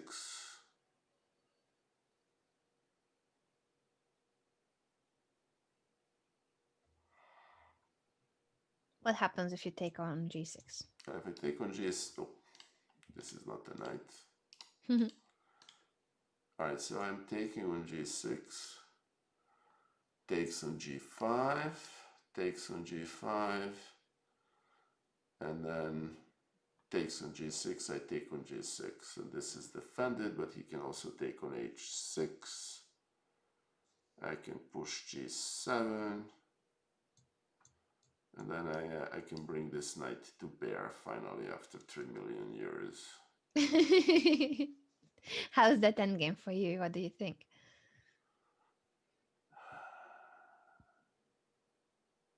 Exchange down 2 knights, a far advanced pass pawn that's unfortunately surrounded by pieces. I don't like that for white, to be honest with you. And your intuition and evaluation are correct. Okay, thanks, Anna.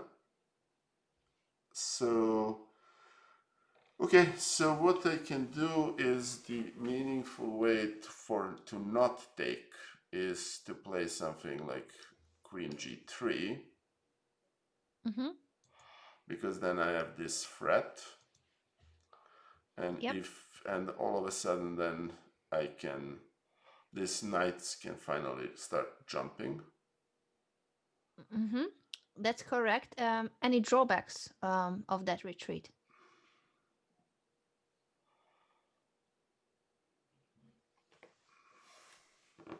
Well, black can take on h6. So that's already good enough to eliminate it. Because it also defends the g6 pawn. Yeah.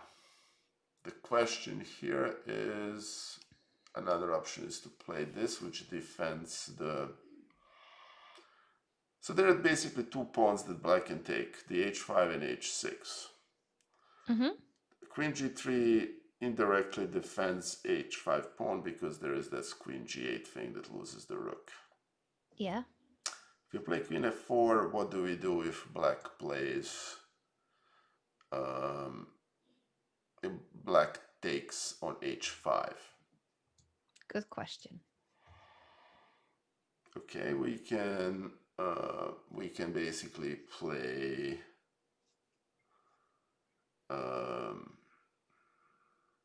we can play knight d4, which threatens that bishop.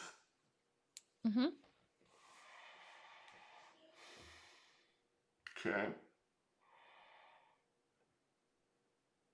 Knight d4 is extremely strong in that position, but there's something even stronger. So knight d4 is pretty much curtains, but there's something that's even faster. Can you spot it? So that position is resignable. All right, so we made a move to play f4 and black takes on h5. Yes. Okay. Oh yes, yeah, I see it. It's queen b4. Beautiful. Queen b4 check, and if queen e7, rook g8. very good. Knight d4 is also winning in that position because black has barely any defense, but queen b4 is faster. Very good job. Would you like to show that on the board? Sure. And I was told that I need to think about these tactics, that really you need to be able to have them in your muscle memory. So, all right. Yeah, so very true. And, obviously if queen e8, there is rook g8, and this, and then this, and we are, obviously after it takes, we have a nice queen. So, yeah, black can still try to make moves, but this shouldn't be enough material. Also, the pieces of black are not collaborating. So if there was harmony between the rooks and could attack the white king, there would be some practical chances. But in this position, no, that's not the case. No, and surprisingly enough, this king is very safe right there in the middle. Yeah, very true. Yeah. Thanks to those knights too. Yeah, those knights which were useless but protecting the king well. Okay. All right. Good. This is one of the lines. So G takes H5 loses to this, but after Queen F4, I think it's really difficult for Black to make moves. I was analyzing this a little. That Queen D8 I think is a good attempt, and another one would be either after Queen D8, Queen F4, or immediately to try to protect the G6 pawn. But even these positions should be really good for White. I was just curious, how would you continue if this was the case, that Black wants to still just hold on to this defense somehow? Okay. And then we go back to the main line. No, that's fine. This is a great line. It's I'm glad you like it. no, I love it. Hey, Fiona, thank you for the rating for the party of 69. Fiona is a dear friend of mine and dear friend of the channel. Welcome, Raiders. This is my weekly stream with Anna Rudolf, in which she is teaching me chess. Hello, Varshak, my dear friend and legend. It's always good to see you here. And thank you, Fiona, for the sub. That's very, very, very nice of you. And let's give a quick shout out to Fiona. Hey, Frank, it's good to see you.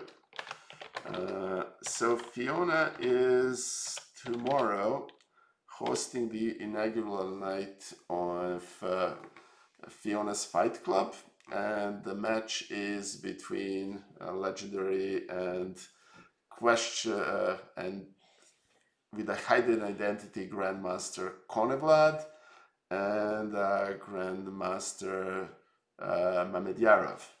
So please come and plant seat, and we're gonna uncover the mystery Konevlad. So, okay. I can't wait for the event, and I haven't just the utmost curiosity. Who is the mysterious opponent of Shakhriyar? And Fiona, thank you for the raid, and I'll definitely be watching if it's not clashing with my own stream, because I want to know who is that mysterious GM and how will Shak do in this online match, the first of the fight nights. Yes. It's Well, me, Frozen Edge. I'm acting very well in that case, I guess. Well, that would be a great match, Anna. You should, I mean, you know. And very frankly, Anna, you have so many identities. It's perfectly natural for people to think it is you. You know, I know Goth Anna, I know a pirate Anna, I know a hippie Anna, I know quite a few Annas. So I think we should unmask Conrad right now and say it actually is Anna Rudolf. So imagine, Nikola, that I build up this Anna chess, the whole my stream based on that. I'm a very slow player and bad at online chess, and now suddenly my real skills. No, unfortunately. yeah, No. good question. Has anyone ever seen Anna Conrad in the same room? I don't know. All right. Anyway, so to get back to our position,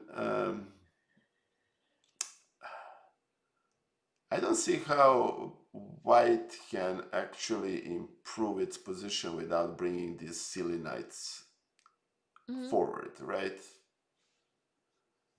Yeah, it just seems difficult to bring the knights because of the queen on a5. Okay, so if I play, if I play something along the lines of King D2, and I'm not saying I'm playing it, I'm just thinking, then hopping here is very appealing. Hey, Marilla, Maxime, and Migs, thank you for the follow, and I'm sorry for butchering your name. Okay, and X Marcus Aurelius, thank you for the follow. That's very greatly appreciated. Thank you. All right. And Patrick at 3NT, thank you for the follow. All right, so I would actually play Queen D2, right? But then if he plays D4, I take Rook D8, and that's actually starting to look somewhat unpleasant. Okay. So how did bring these silly knights up? Um,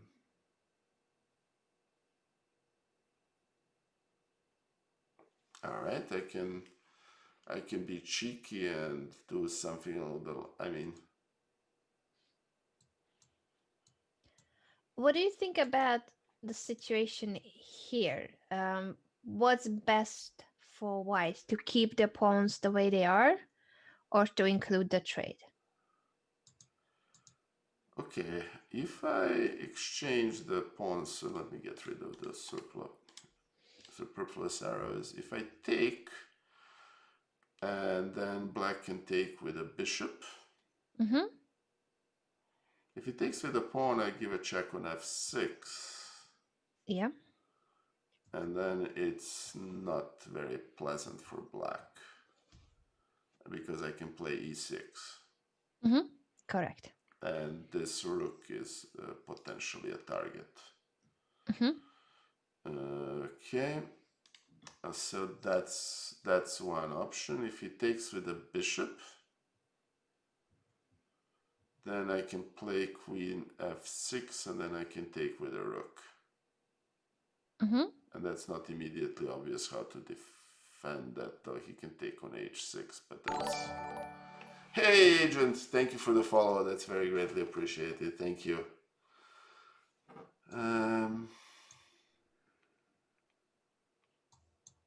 So you're saying h takes g6, f takes g6 seems to be bad for black because it allows queen f6 check. The king doesn't really have anywhere to hide, and rook f7 doesn't work because of queen h8. Yes. So h takes g6, bishop takes g6 is the line that you are analyzing now. Yeah.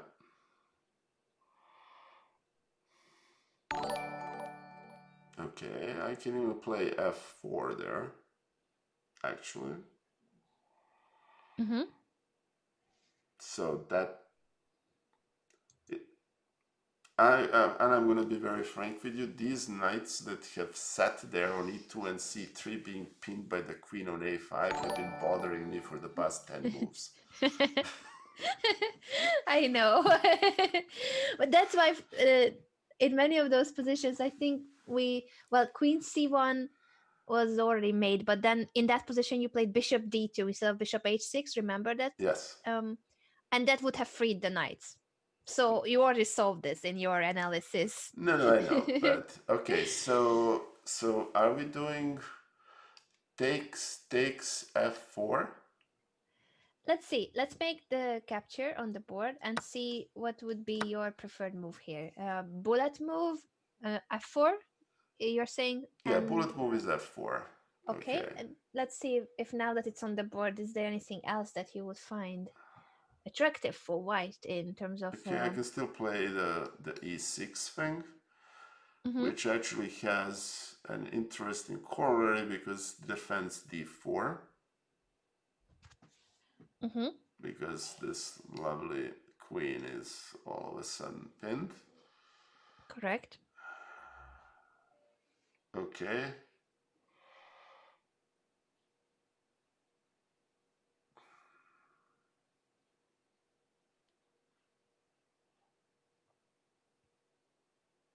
What do you think should be the continuation for black after e6? Okay, so after e6, I think the best motive is to still play queen d8, right? Could be one of the moves. Another option is to... Well, there's always this option, but that's not an option because of this. Mhm. Oops. Okay, so...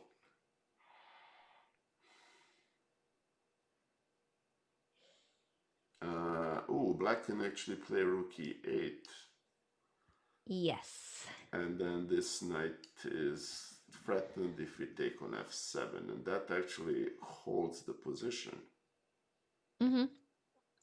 Yeah, suddenly the black rook, the one that was not doing anything on a8, joins the game, and the white king can also become vulnerable.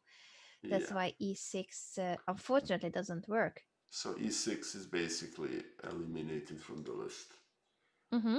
because after e6, this holds. Yes. Wow. Okay. Mm. All right.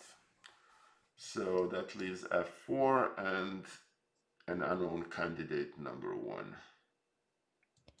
And you were saying that you want to prevent d4, right? Because the Yes. e6 was a move that prevented that move because of the pin. Yep. And what? Hey, Orlova Chess, thank you for the follow. Let me give a shout out to Orlova. Hey, Dr. Lano, it's very good to see you. Please give a follow to Lisa Orlova. She is a fellow streamer and a great friend. Give her a follow if you're already not following her. And so, thank you, Lisa, for joining us. Okay, I'm still thinking about this. Take your time, and I hope the viewers are thinking about it too, because I want everybody to use those brain cells and improve your chess. So let's see what's the way to go here for white. Exchange down, and black is threatening d4. So we don't really have time to waste here. And thank you, Lisa, for the sub. That's very greatly appreciated. Thank you. And I see my friend Lale is here. He's actually your fellow Hungarian. Oh, that's Yes. great to know. Yeah. Okay. He lives in the area of the Lake Balaton, if I'm not mistaken. All right. So f4 is the option number one, but that might be a little bit ponderous.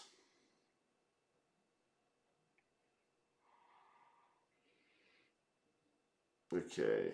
So what do we do here?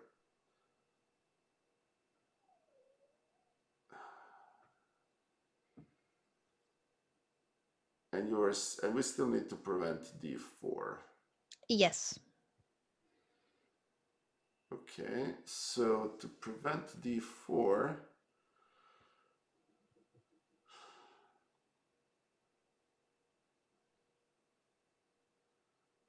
oh geez, okay, so I'm gonna make some ugly moves, so bear with me.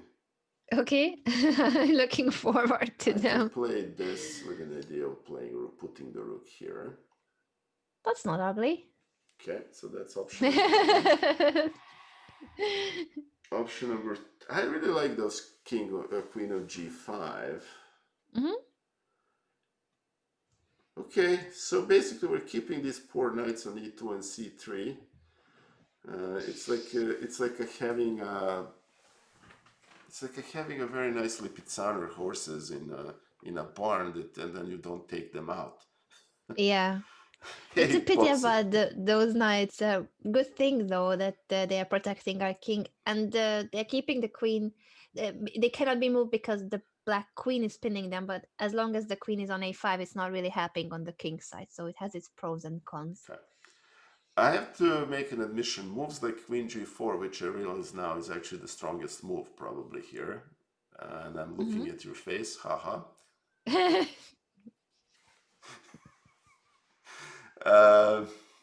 For the record, guys, you guys who haven't heard, I told the story about my mom, who was an instructor in Serbian literature back in the day, and she always said that her worst pupils always looked at her face to see whether their answer is correct or not. So I find myself doing the same thing. There you go. Hey, Greg Shihadi, my dear friend, it's always good to see you. And let's Goodness me, Mr. Greg Shahada himself yeah, is we're here honored to joining have you us. here. Oops. Yeah, all right. So let's do this, and okay. Let's give a shout out to Greg. I wonder what Greg would play in this position. I'm curious too. Let's give Greg a shout out. Yeah, all right. So I think I'm playing Rook G4 here, Anna. I liked rook g4. So we were thinking about ways in which white can keep the initiative going. So your idea would be rook g4, rook f4, rook lift, and at the same time rook g4 takes care of the d4 square because black is threatening d4. So this is one of the the good options for white, and the same idea about the fourth rank control. And because of this f5 pin that you were creating with the rook, so rook g4, rook f4, then queen g6 is a threat. I know you like the queen on g5, but the other option I would used be to to play do the queen on same. f4. Yeah, which is the same idea. Yeah, I like that the queen on g5 was really strong, but the This is a better move. advantage is just faster because Yes. you're threatening immediately the bishop. So it's just one move faster, but in positions like this, that one move can be critical. Although rook g4 is also an advantage for white. That's rook lift. Okay. All right. These are really massive positions. So it's just simply we started out from this move, which is insane. Queen c1 in this position, not rook g6. That's also insane. Okay. No, queen c1 is the strongest according to the engine in this position, and we were trying to understand why queen c1 is such a profound move when other moves like bishop g5 or rook g3, bishop takes h6, we were looking at all sorts of bishop moves, especially they make perfect sense too, but queen c1 is really, really deep. Now back to the game, because Yeah. no, this happened. I'm sorry, Nikola. No, don't, Anna. This is why we're doing this. This is fascinating. This is, people criticize engines and machines, but this, the QC Queen C1 and then A3 is something to learn. It's it wouldn't occur to me. It actually logical once you, even after you see it, it's not immediately obvious. But it's Yeah. yeah. And Okay. in the annotations, I'm gonna send you. You also have the other queen moves. What happens if the queen went back to e7, for instance, like when it tries to protect the king? Remember when you pushed the queen away, and we were thinking which square. So you have all those in the analysis, but I didn't want to spend more time on a position that didn't occur. Uh, if we have time at the very end, I can show those lines. But I would like to now look at the game continuation, Okay. which is this really ugly move, but it could possibly be the best defense. Queen of Fate. Hi, worship, my dear friend. This is actually a game played between two grandmasters, and Anna actually doesn't always reveal that. So, yeah. I can tell you guys, but don't look the game up because that's not the purpose. It's just to show that these are played by strong players. Alexander Fier, one of the strongest grandmasters from South America, from Brazil, with the white pieces, and the opponent, Gulkesh D, is currently the second youngest grandmaster in history. This was played a few years ago, so he wasn't yet a grandmaster, but he was already on his way of collecting those norms. Yeah. Okay. All right. All right. So we basically concluded after eliminating all the other moves that that's the move he played, and now Yeah, what's the best continuation for White is the question. exactly. Because we are still on exchange down, so we need to prove what is it that we have for it. Although, like, I think this is one of the proofs if we color the back rank of black. Oh Yeah. yes. So we luckily, when you see that your opponent is so undeveloped and way behind in terms of king security as well, it doesn't have to be anything immediate, the compensation, because our pieces are way more active and we have the potential to keep going, keep building up the initiative. Okay. All right, so we're in danger here of, if we allow knight f5, knight d7, b6, c4, black is going, and, black is going to consolidate, so we need to proceed quickly. Mm-hmm. All right, so what is the plan here for white?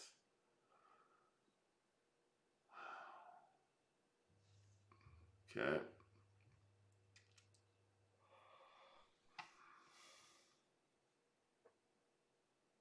All right.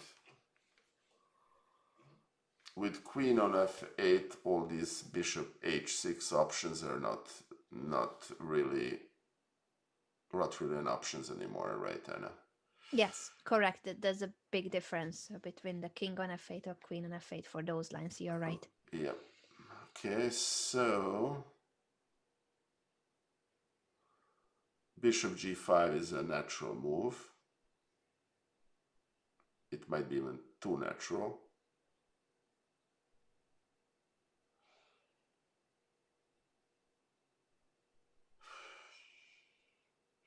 We can play knight f4, that blocks the knight.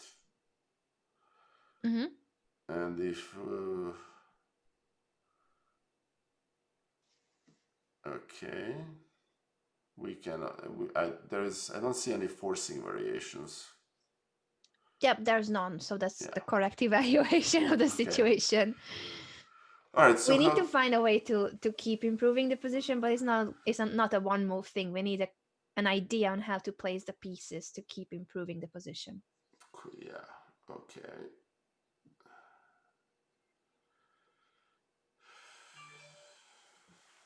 Oh, thank you for clipping. Thank you, Hedgehog, for clipping that. Thank Okay. you, Hedgehog. That's very nice of you. Okay, so all right. So what do we want to do here?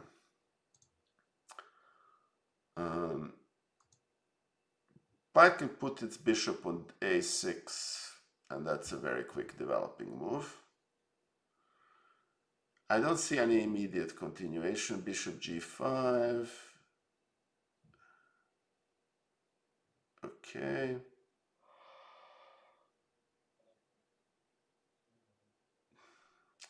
Okay, so candidate move is bishop g5. Right. Mm-hmm. That's candidate move number 1. Mm-hmm. I don't see that there is any benefit from moving this. This rook is as well developed here. I mean, moving it to b5 wouldn't make a difference. Mm-hmm. Does taking advantage of the fact that there is no black square the bishop over on for the black, does that make a huge amount of difference? Probably not. Something along the lines of put the bishop here and then, but that's very ponderous. Mm-hmm. On top of it, this queen is actually doing a yeoman's work. Yeah, this is a position that I have trouble with. This is finding like a medium-term plan when it's not immediately obvious what to do. Yes, I'm happy that you said that. Then I'm glad about my game selection for today. Yeah, no, this is okay. So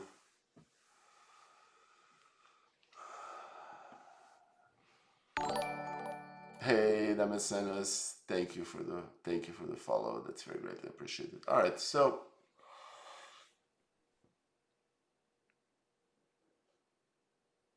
how do we maintain the initiative here? Again, playing f4 is just blocking these two pieces. It's not achieving anything. Yeah. It's not like black is gonna play c5 in the next move. Mm-hmm. What do you see as the most problematic pieces of white as they are now? So what are the pieces that you would wish you could place on better squares? Yeah, the fabled knights. Yeah. Cool. Can we move them now? Okay, I can play knight f4. The knight could go toward f4. What about the other knight? The other knight, we can try to park it here. Mm-hmm. Which actually may be a promising move. Mm-hmm. And the move to get there is something like this. Correct. Dogmatic Dog, the idea of bishop at h3 is that it stops this knight from coming here. So Yeah. we kind of want to keep it. We kind of want to keep it there. On top of it, there are some motives with sacrifice on e6 that are useful. True. So that's my thinking. Whether it's correct or not, I can't tell. All right, so basically, moving to g3, it's not really improving the put. I mean, it's these squares are really not available. All right, so we can start being lightly ponderous and play knight a4.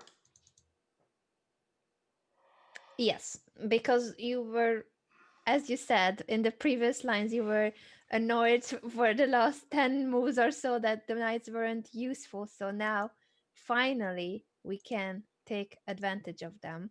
Yeah. And knight a4 is the strongest and the move that was played in the game. Well done, Nikola. Yay! Okay, so that's what he moved. And So we are heading toward the c5 square, as you explained. If that knight lands on c5, that's a beautiful piece. And also, this gives room for the queen to go to a5 to c3, yeah, just simply yeah, improving our position.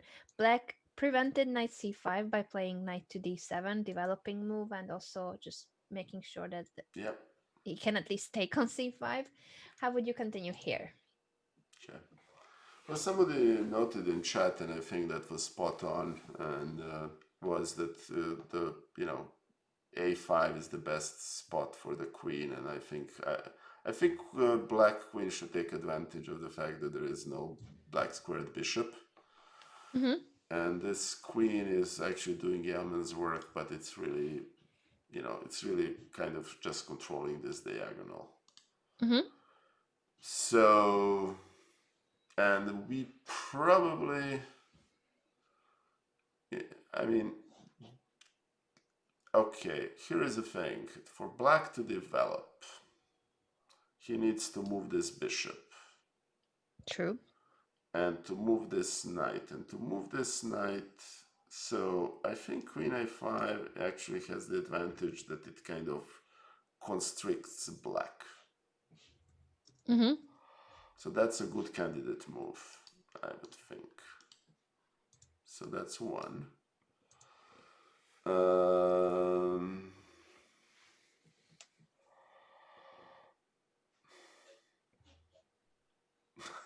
Thanks, Jesus himself. I had to respond, but I didn't want to interrupt you. No, that is funny.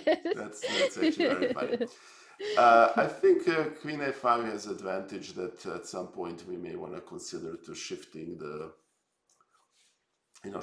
this bishop maybe to b4. That's one option. In other words, the question here is, are we kind of ready to play on both sides of the board? And I think the answer to that is yes. Good. I don't see a better position, better move than queen a5. So, and I'm not going to look at your face, Anna, now. And Anna is having a poker face, so. Queen a5 is one of the best moves. Very good, thank you. So as I think everybody concluded, when Anna said one of the best, it's not the best. Okay, thanks, Anna. No, All right. it really is one of the best. Now for real. Okay. And another strong move with the queen would be, so queen a5 is one of them, and what's the other queen move that you Another would queen consider? move is basically queen b4 would be a very nice Bottas gambit, which we don't want to play, so we want to play... I think somebody in chat actually recommended queen b4. And for about a second I thought, that looks like a good move. No, so we can play queen c3 and then ask the question of that lovely bishop pawn on c6. Yes. Which one would you choose? Well, you already indicated that queen a5 is one of the best moves, so and meaning not the best. So queen c3 is probably the best move. The question here is, why is it the best move? And I think it's the best move because it kind of puts the pressure on the c6 pawn. Yeah, it's just an immediate threat once again. Similar to when we were discussing rook g4, rook f4, or queen f4 immediately. This is just even more direct, but queen a5 as a concept is great and also ties down the Yeah. black pieces once you get the queen in the game and into c7. So queen c3 happened in the game, but queen a5 also makes perfect sense. Queen c3, and now black protected the pawn. It may be a mistake, but it's hard to blame 12-year-old Gukesh, who was probably only 10 at the age of playing this, or 11. But this is hanging. It's close to the king. Why not protect it? How to continue though? Okay. Mm. Okay. Well, jumping on c5 will result into this exchange and this pawn being here, so I don't see that as an improvement, because all of a sudden the pawn on e5 becomes a little threatened. Mm-hmm. Playing king d2 with an idea of shifting the rook here is appealing, but maybe a little bit ponderous. But that, two moves. Mm-hmm.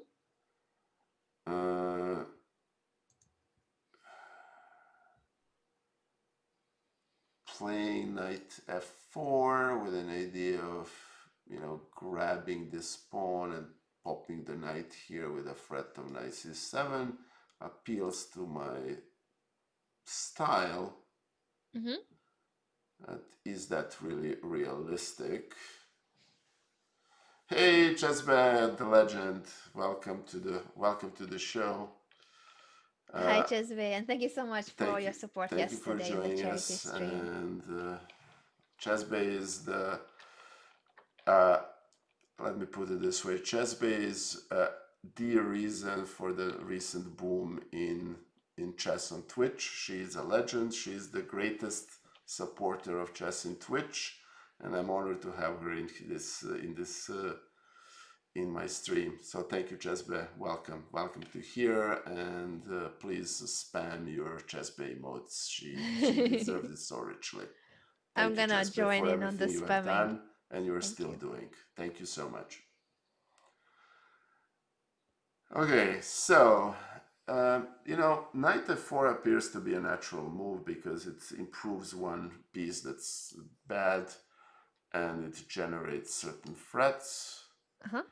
I really don't want to play knight c5 yet, and so I think for me, knight f4 is the move I would make. Mm-hmm. And now Anna's gonna say that It's one of the best moves. no, say it's one of the best moves, right, Anna? It is one of the best. No, it's an extremely strong move. Which means it's one of the best moves. It's perhaps the best move. I really like the maneuver that you mentioned. The knight is not doing anything on e2. We are improving it by placing it on f4. Then it can it's threatening with ideas on e6, and also we can hop over toward the queen side with knight d3, knight c5, because we don't want to play knight c5 immediately, as you mentioned. That would just lead to an unnecessary trade. But if we had another knight supporting the knight jump, that's a different story. So knight f4 is, in my opinion, the best move. Was not played in the game. Okay. Oh, and just one quick thing, Zavgovsvili, we don't. We don't know that the Konevlad is Artemiev. That's just speculation. I mean, let me put it this way: if I were a betting person, you may want to place a bet, but it's not certain, and it's at Fiona's channel tomorrow. Okay. I can't wait for the reveal of the identity of this strong grandmaster. As you guys said, it may be me, and I was just faking how bad I am at online chess and blitz, and my rating is low and all. But yes, and I think we kind of already uncovered that since Konevlad was never in the same room with Anna, I think there is a very significant suspicion that Anna actually can be Konevlad. So so We'll find out tomorrow. Okay, so we are basically saying that the This is, appeal of I knight think, f4 is you go to knight d3, then you have real knight c5, the knight yeah. dominates the bishop. But what I'm hearing here that there is a better move than knight f4, right? I don't think it's better, just different. I think knight f4 is the move I would have gone for. The engine approves of it just as much. It says +5 after knight f4, so imagine. I'll take plus f5 any day. All The right. move that Fear played is only +4. So I'm just saying Oh, Nikola found the best move. yeah, poor grandmaster. Thank you. Sure. Look at the square, Nikola. Oh, you know what? That actually makes perfect sense. Much more sense than Queen C1 to the human eye at first glance, Yeah, I no, think. that actually now makes perfect sense because that was always it was always kind of up of the air because black really doesn't have. I mean, black doesn't have any counterplay on the king side because the only knight f5 is controlled by this bishop. So I think if white takes the advantage of moving its pieces over it, yeah, okay, no, that makes, and that also puts the queen c3 in perspective because with queen c3, bishop a3 is okay. Very true. All right, live and learn. Black is in a big trouble. He tried to hide the king from it. I don't know if it's hiding or running into it, but in either case, Ouch. it was a nightmare position. I had to continue. And Shike, my friend, well, thank you for joining us. Good night. Good night. See you Thank you for later. joining. Geez. All right. This position almost plays by itself.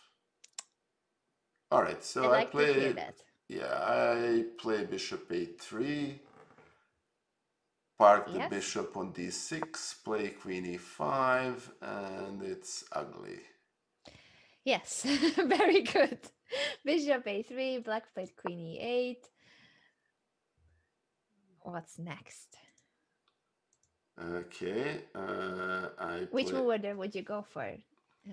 As you mentioned already, those great moves. I know you would play them, but what move order would you choose? It's probably best move order is to play queen f5 first and then bishop d6. Yep, that's exactly the game. Queen a5, bishop d6 then threatens mate on c7. And at the same time, we are threatening queen a7 too. Black played knight b6 because the pawn is less of a problem than getting mated in two and such. So knight b6 had to come either in any case after queen a5. What's next? Okay. Well, honestly, we can even do a little bit of pawn grabbing, but it's not even necessary. Okay.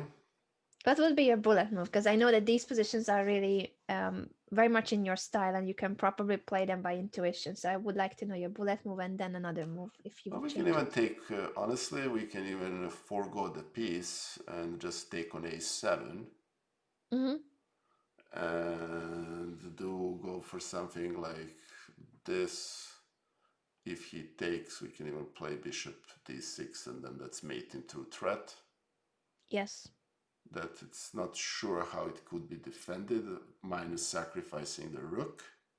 Mm-hmm.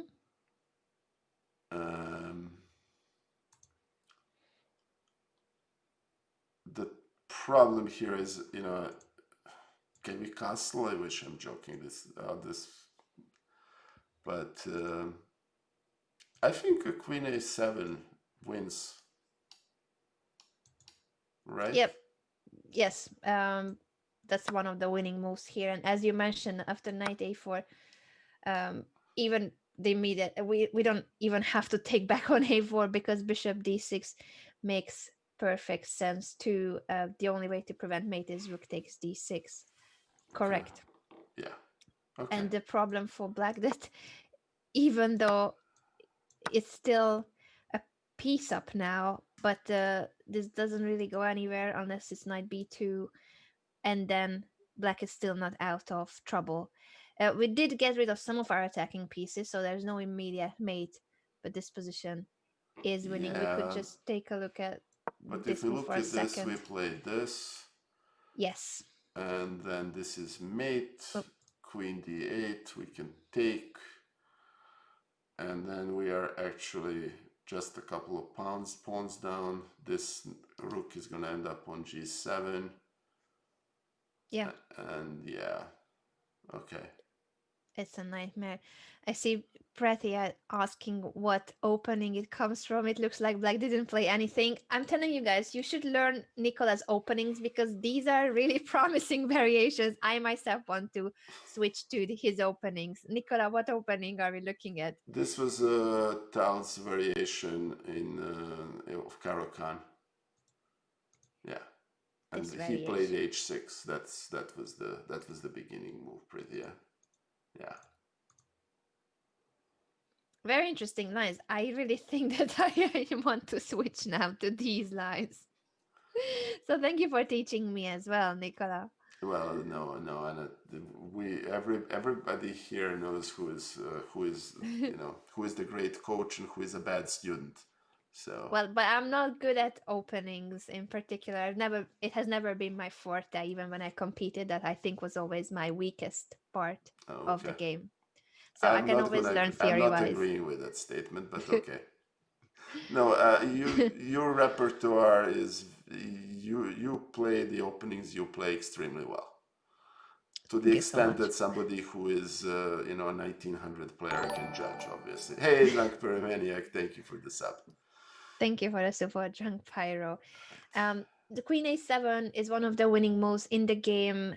White chose Knight E to C3, just saying that look, I'm not even in a hurry with Bishop D6, Queen A7. Yeah. I'm just gonna bring yet another piece into the game. It makes also perfect sense that after the trade, another knight will appear on A4, and it's still the same pain for Black how to defend. Yeah. 3 heavy pieces on the back rank, but not doing anything. Yeah, no. And thank you, No One Sense, for the follow. That's very greatly appreciated, my friend. Thank you. Okay, so please don't ask me what to play here as black.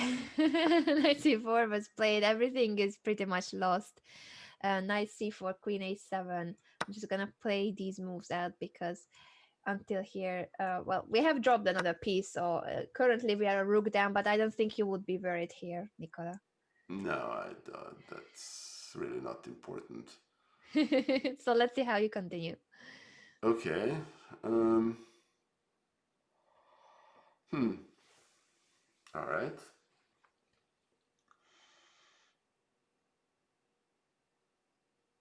I actually took on a7 because I didn't want knight to come to c4, to be quite frank with you.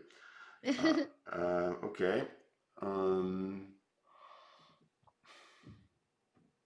We can play, if we give that check, that doesn't really achieve much on b6. Or does it?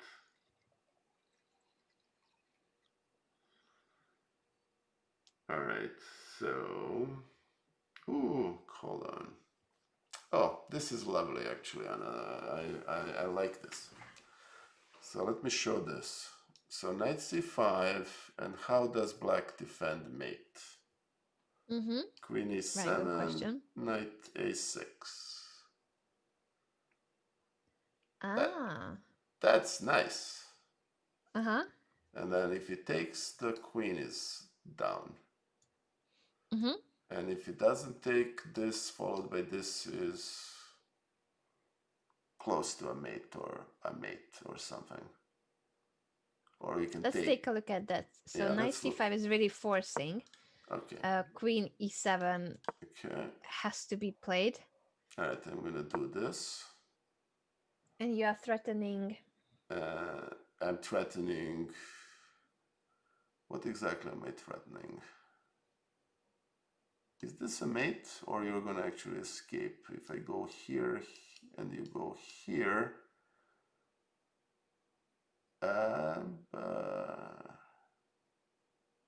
Well, let's keep this position in for a second. I don't need to be that forcing.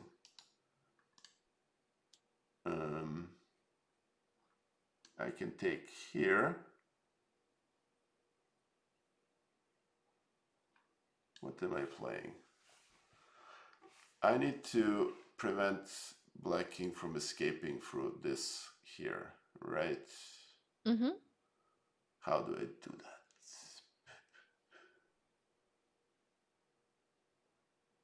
So you're calculating in this position after knight a6, or you mean instead of knight a6? Well, let me go back.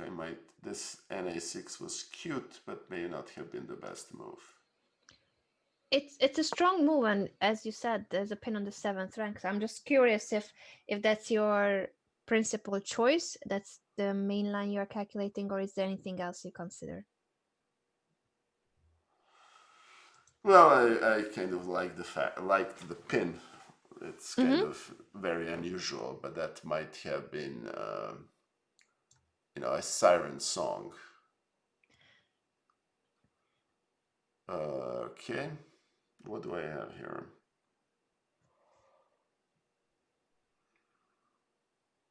Okay.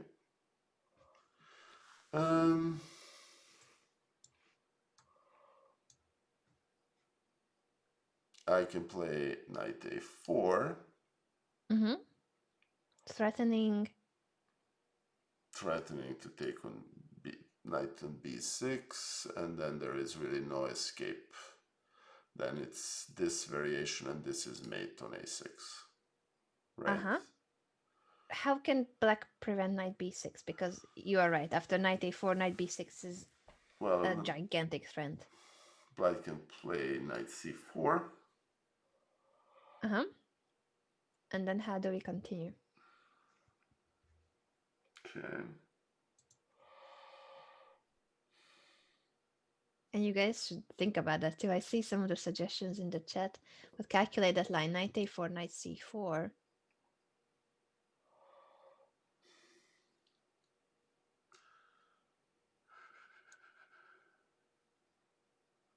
Well, what I can also do, instead of playing knight a4,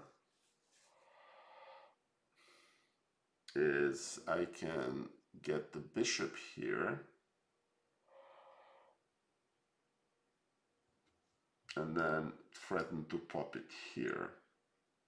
And then there is a variation. You take, and bishop a6. So that's another option. You have listed a lot of good options already, just so you know. No, I know. It's just, it hasn't come together yet. Yeah, which one is the most precise? Which one finishes off the king? I mean, heck, I can even have time to play king d2 and bring the bit. I'm not saying I'm playing it. So, all right. So we have basically, I don't think knight e6, I don't think knight a6 leads to decisive results by itself. Because you allow the king to escape. Because king is going to escape here and I can't stop it. So that doesn't work. So I need to bring some other piece to bear. And the other piece to bear is the second knight. And finally we're using these knights, and I'm so happy to be very frank with you. All right, so what I'm doing is I'm playing knight a4, and knight c4 is the only move. Yeah. But then I can play bishop f1. Very good. And you're simply threatening too. I can just take this and then proceed with the mating sequence as we described. Beautiful. Would you like to play out those moves? Sure. Knight a4, I think, is the strongest. It's a killer. Knight b6 is too much of a threat. Knight c4 has to be played with after bishop f1. Correct. We are a rook down, but there's no way of preventing bishop takes c4 and knight b6. It's just game over. Yep. And beautiful. After Bialek plays something like, actually, this, we take, And then if you take the, knight b6, this, and this is actually a rather beautiful mate. Yeah, a unique one. I don't know if I Whoa. have seen a mate like this in a game. It's beautiful. Yeah. Wow.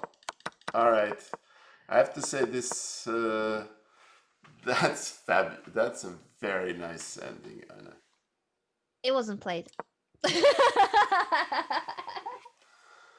Oh, okay. Yes, Chesnu. I'm gonna have nightmares after this stream, and I'm also have the nightmares of about Anna saying it wasn't played. All right. It wasn't I played, or it's one swear to of the God, I'm strongest gonna moves. clip. I'm gonna slip. It wasn't played. It wasn't played myself, and I'm gonna put it as a highlight on YouTube with an titled "My Worst Nightmare." That, and it's one of the best moves. Thank you, Nikola. That's an honor.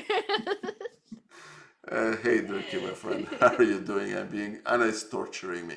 All right, so, all To right, be fair, you found the strongest variation. okay. It's simply that the grandmaster with the white pieces didn't play knight a4, but I think that was the killer move. There are many winning moves here, but knight a4 I think was the fastest. He simply, after knight c5, queen e7, he simply took on a3. I Okay. mean, that's not like a wow finish, but his point is that after a queen a3, he'll just, I think, go back and do the same. The knight doesn't let the king escape, so there's really no way, unfortunately, for black to get out of this. If king c7, we give this check and tell the king to go back, or queen a7. What's the strongest actually? And I'm thinking, what's the most accurate? Actually, if he If plays queen king c7. f5, he can play king b8. Oh, Okay. I'm blundering here, am I not? Hmm. What's the killer move here, Nikola? Oh, here, thank you, my dear friend Worship. I'll let me. That I think that's probably true for more than one of you viewers. What Worship is saying is, yeah, I love you, brah, but I confess it's kind of fun to watch Anna torture you. Yes, yeah. Something Thank you. tells me that's what my wife is gonna like too. So, all right. Okay, there are killer lines here. I would like to know which one you would go for, Nicola, personally. And this is the final question in this game because every other line is just completely winning. Okay. What is the best move for black in this position? I White. played king c7 so that you show us what would be your way of finishing the game if black tries to play king c7 to bring the rook over to the queen side. Okay. Well, let me think for a second. If we play queen a5, then this is a little moderately annoying. Hey, Jacob Fischek, thank you. Thank you for the follow. I assume Slovenian. Hmm. So, thank you. All right, so yeah, that's probably so. I probably just go return the queen to b8 to a7. Mm-hmm. And then Yeah, if that's rook one of the winning b8, moves. this, and then this rook falls, and the rest is kind of straightforward. Because Mm-hmm. if black, so let me make this. So this, Sure. and then this bishop really cannot be defended outside of playing this. Actually, can the king go anywhere? King, yeah, we can return to the same position, right? Yeah. And then this is curtains. The same without the knight existing, so there's not Yeah. even knight c4. And the other option is to play rook b8, at which point this is Curtains again. curtains again, blah, and now black is actually down a piece and down a position. Okay. Yeah. All right. Really good job. Really good job with these final tactical motifs and the rest of the torture too. You did well, Thank you, Anna. Nicola. Thank you, Anna. What were That's very greatly appreciated. Sorry, I interrupted you there. I was just curious. What were some of the key moments of the game for you? What were the moments you found the most instructive in this game? if you could look through the game. Let me promote this line because this was, well, king c7 didn't happen, but at that position it's already game over. I just would like to know what were some of the most instructive moments for you in this game. Okay. All right. So I, I was out of theory rather quickly in this game. I'm happy for that. So I think I like the idea of this bishop d7. I have seen people play it, and and I'm talking loud here, so you guys forgive me. What happens there is that this actually stops being Caro-Kann, and then it becomes kind of a weird French. True. I think, what was very instructive was this maneuver to first, I need to revise my idea of taking the pawn on h5 in this position. With, and this h6 plus h5 subsequently was an very interesting idea. Going further, queen b6, all of this was fine. And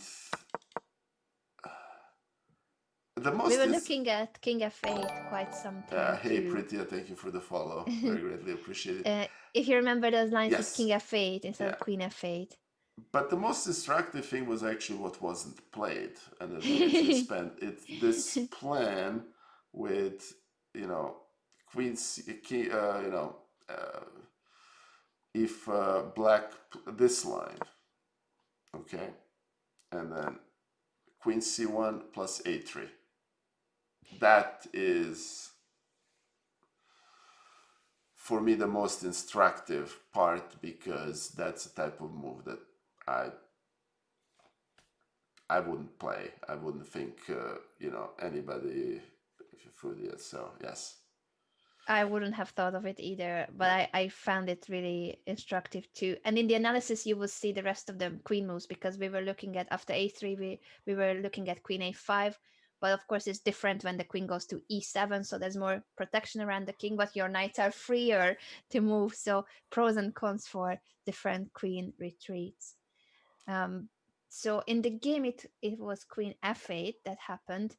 And I have to say that, my very, very humble apologies for interrupting. That's a fascinating for me too. It's, the two different ways of handling, the queen c1 followed by the a3, that's absolutely fascinating maneuver for me. And then queen f8, this, played by very strong grandmasters, that's a fascinating. And I'm sorry, and I interrupted you, but just wanted to say this queen f8 was like, wow, okay. Yeah, although I'm afraid that while queen c1 is like a really instructive, oh wow moment, queen f8 is more like a painful realization that black is worse and has to play ugly and passive moves like this one. Yeah. Because king f8 was even worse. All the positions we looked at were really just falling apart. But, when, if you don't have any other options, queen f8 is perfectly fine. And gives the most practical chances. So we looked at an almost perfect play by white, and that's how white won the game. But if white makes mistakes too, this could have gone either way, because black is putting up as much resistance as possible. Agreed. And later on, here you realize that now finally the knights are free, and you can take advantage of knight maneuvers as well in this position. Yes, and the nightmare with a K is probably one of the highlights, because the fact that queen first and b4, and I don't know which variation that was. Let me see if I can find it. This here, that this that this queen controlled these two knights to the extent that they were completely immobile. Yeah. That's, I will not forget that one. Yeah, and it's not the nice one. I was also annoyed by the fact that we cannot move them. But it just shows how bad Black's position is, that even without two of our pieces, White's attack was strong enough. Yeah. I guess it's about highlighting what Black has to show off as bad pieces. Yeah, and I'm actually used to, in Caro-Kann, the way I play it with tile variation is basically to, the opening I normally play, you sacrifice a rook, but basically black pieces are, useless. Mm. So, Yeah, you were very comfortable the whole time with the exchange down and then even a rook down. So I'm happy to see how the material imbalance didn't bother you at all. Actually, you were happy to play rook takes b4. yeah, I mean, in all honesty, I think that the whole black complex around black king, mostly these diagonals, Mm-hmm. uh, the black was very deeply missing that particular bishop, and Yeah, that bishop was worth much more than either of the black rooks. true, very true. So, In this position, yeah, yeah. completely. Jesus himself is asking why not just move the king out. So I just wanted to show that even though Queen C1 is the strongest and I think the most instructive, it's also possible to play human moves like the bishop move we were looking at, bishop g5, or bishop takes h6, or another way I was looking at is rook to g3 to then play king f1 and king g2, just very positional. And even that is interesting for white to play because black is so undeveloped and doesn't have actual counterplay.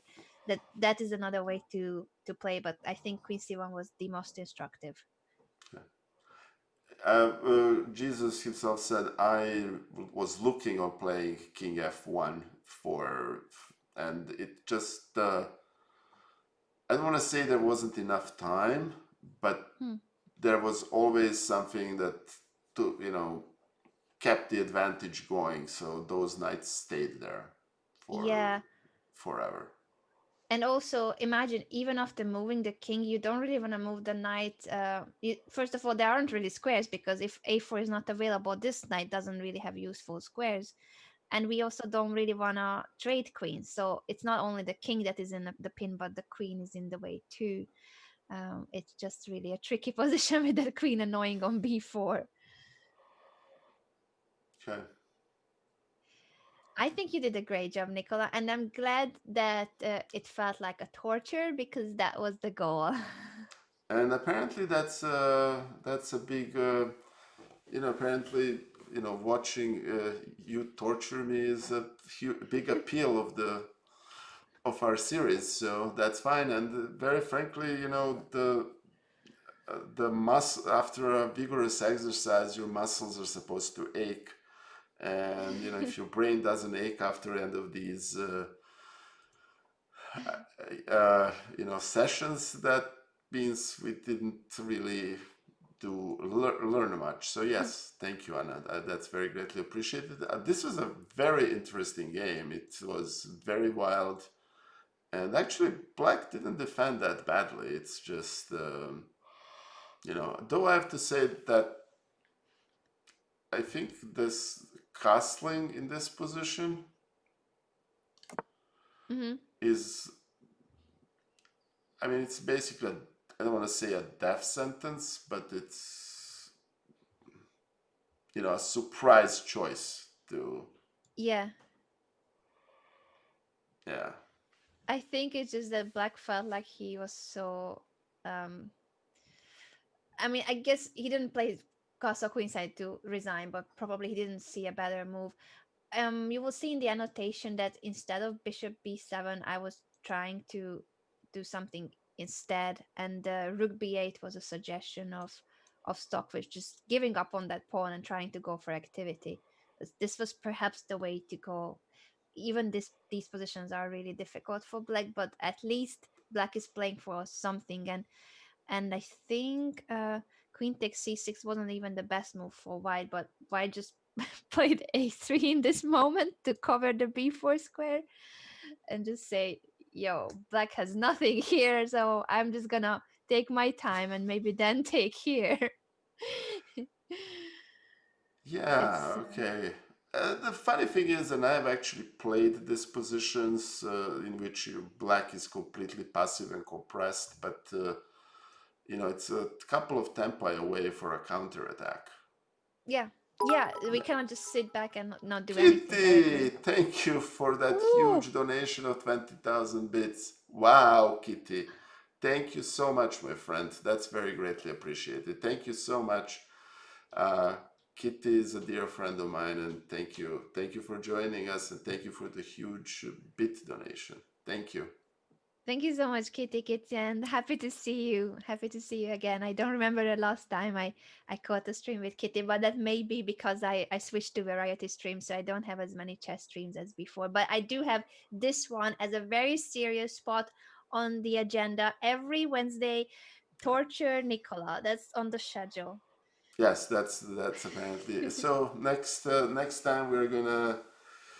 I think the title of the stream will be Anna tortures Nikola. I am happy to change the title. Yeah, I'm actually tempted to make that a title next week. Okay. By the way, Anna, I really enjoy your variety streams, and I Thank you. really enjoy your Chessable course. Thanks a lot. I actually went. So, guys, I'm gonna put that in the. Oh, is this? I'm sorry. So, I actually have a chess. Anyway, the Chessable course is on. Hey Hans, I can't believe you're still here. Thank you, my friend, for watching. I hope this was as useful for you as it was for me. Anna is fabulous, and it's at chessable.com/Anna, and you can. The course is really good, and I hear that Anna is preparing the follow-up, right?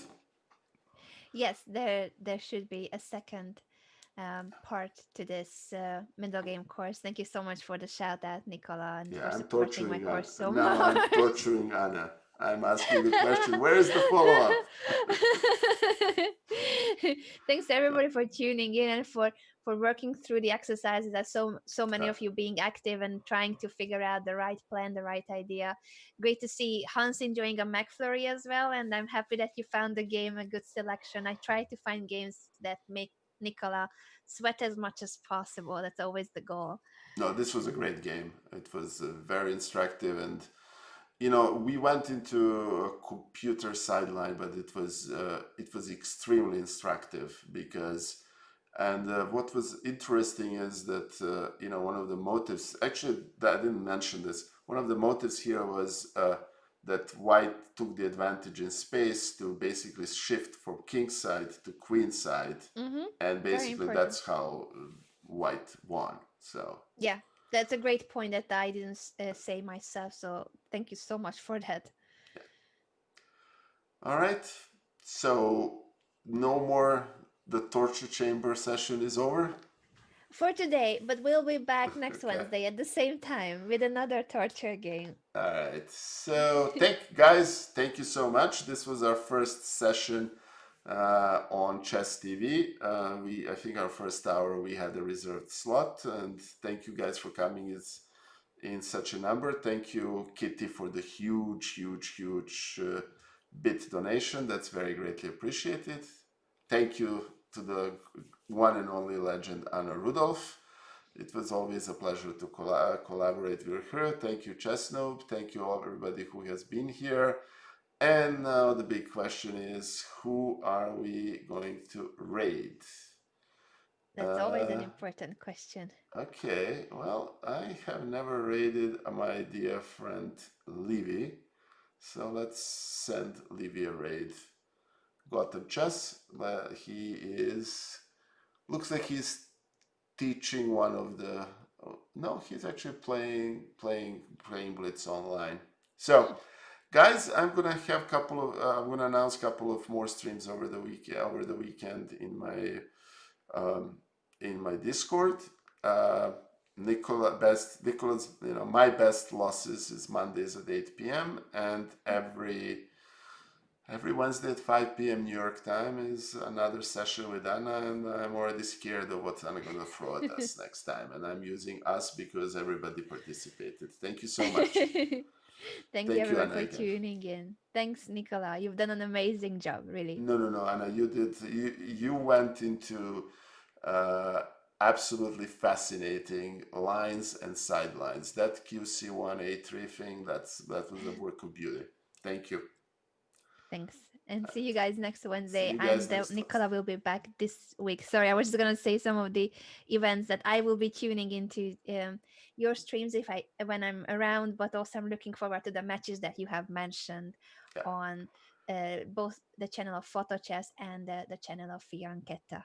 Yes. Tomorrow, the identity of Konevlad will be officially revealed. So that's a big secret. Tune to Fianchettas to find out. Bye, guys. See you there. Okay.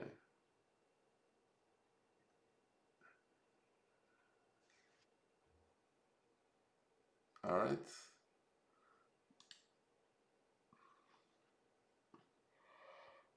All right. I think.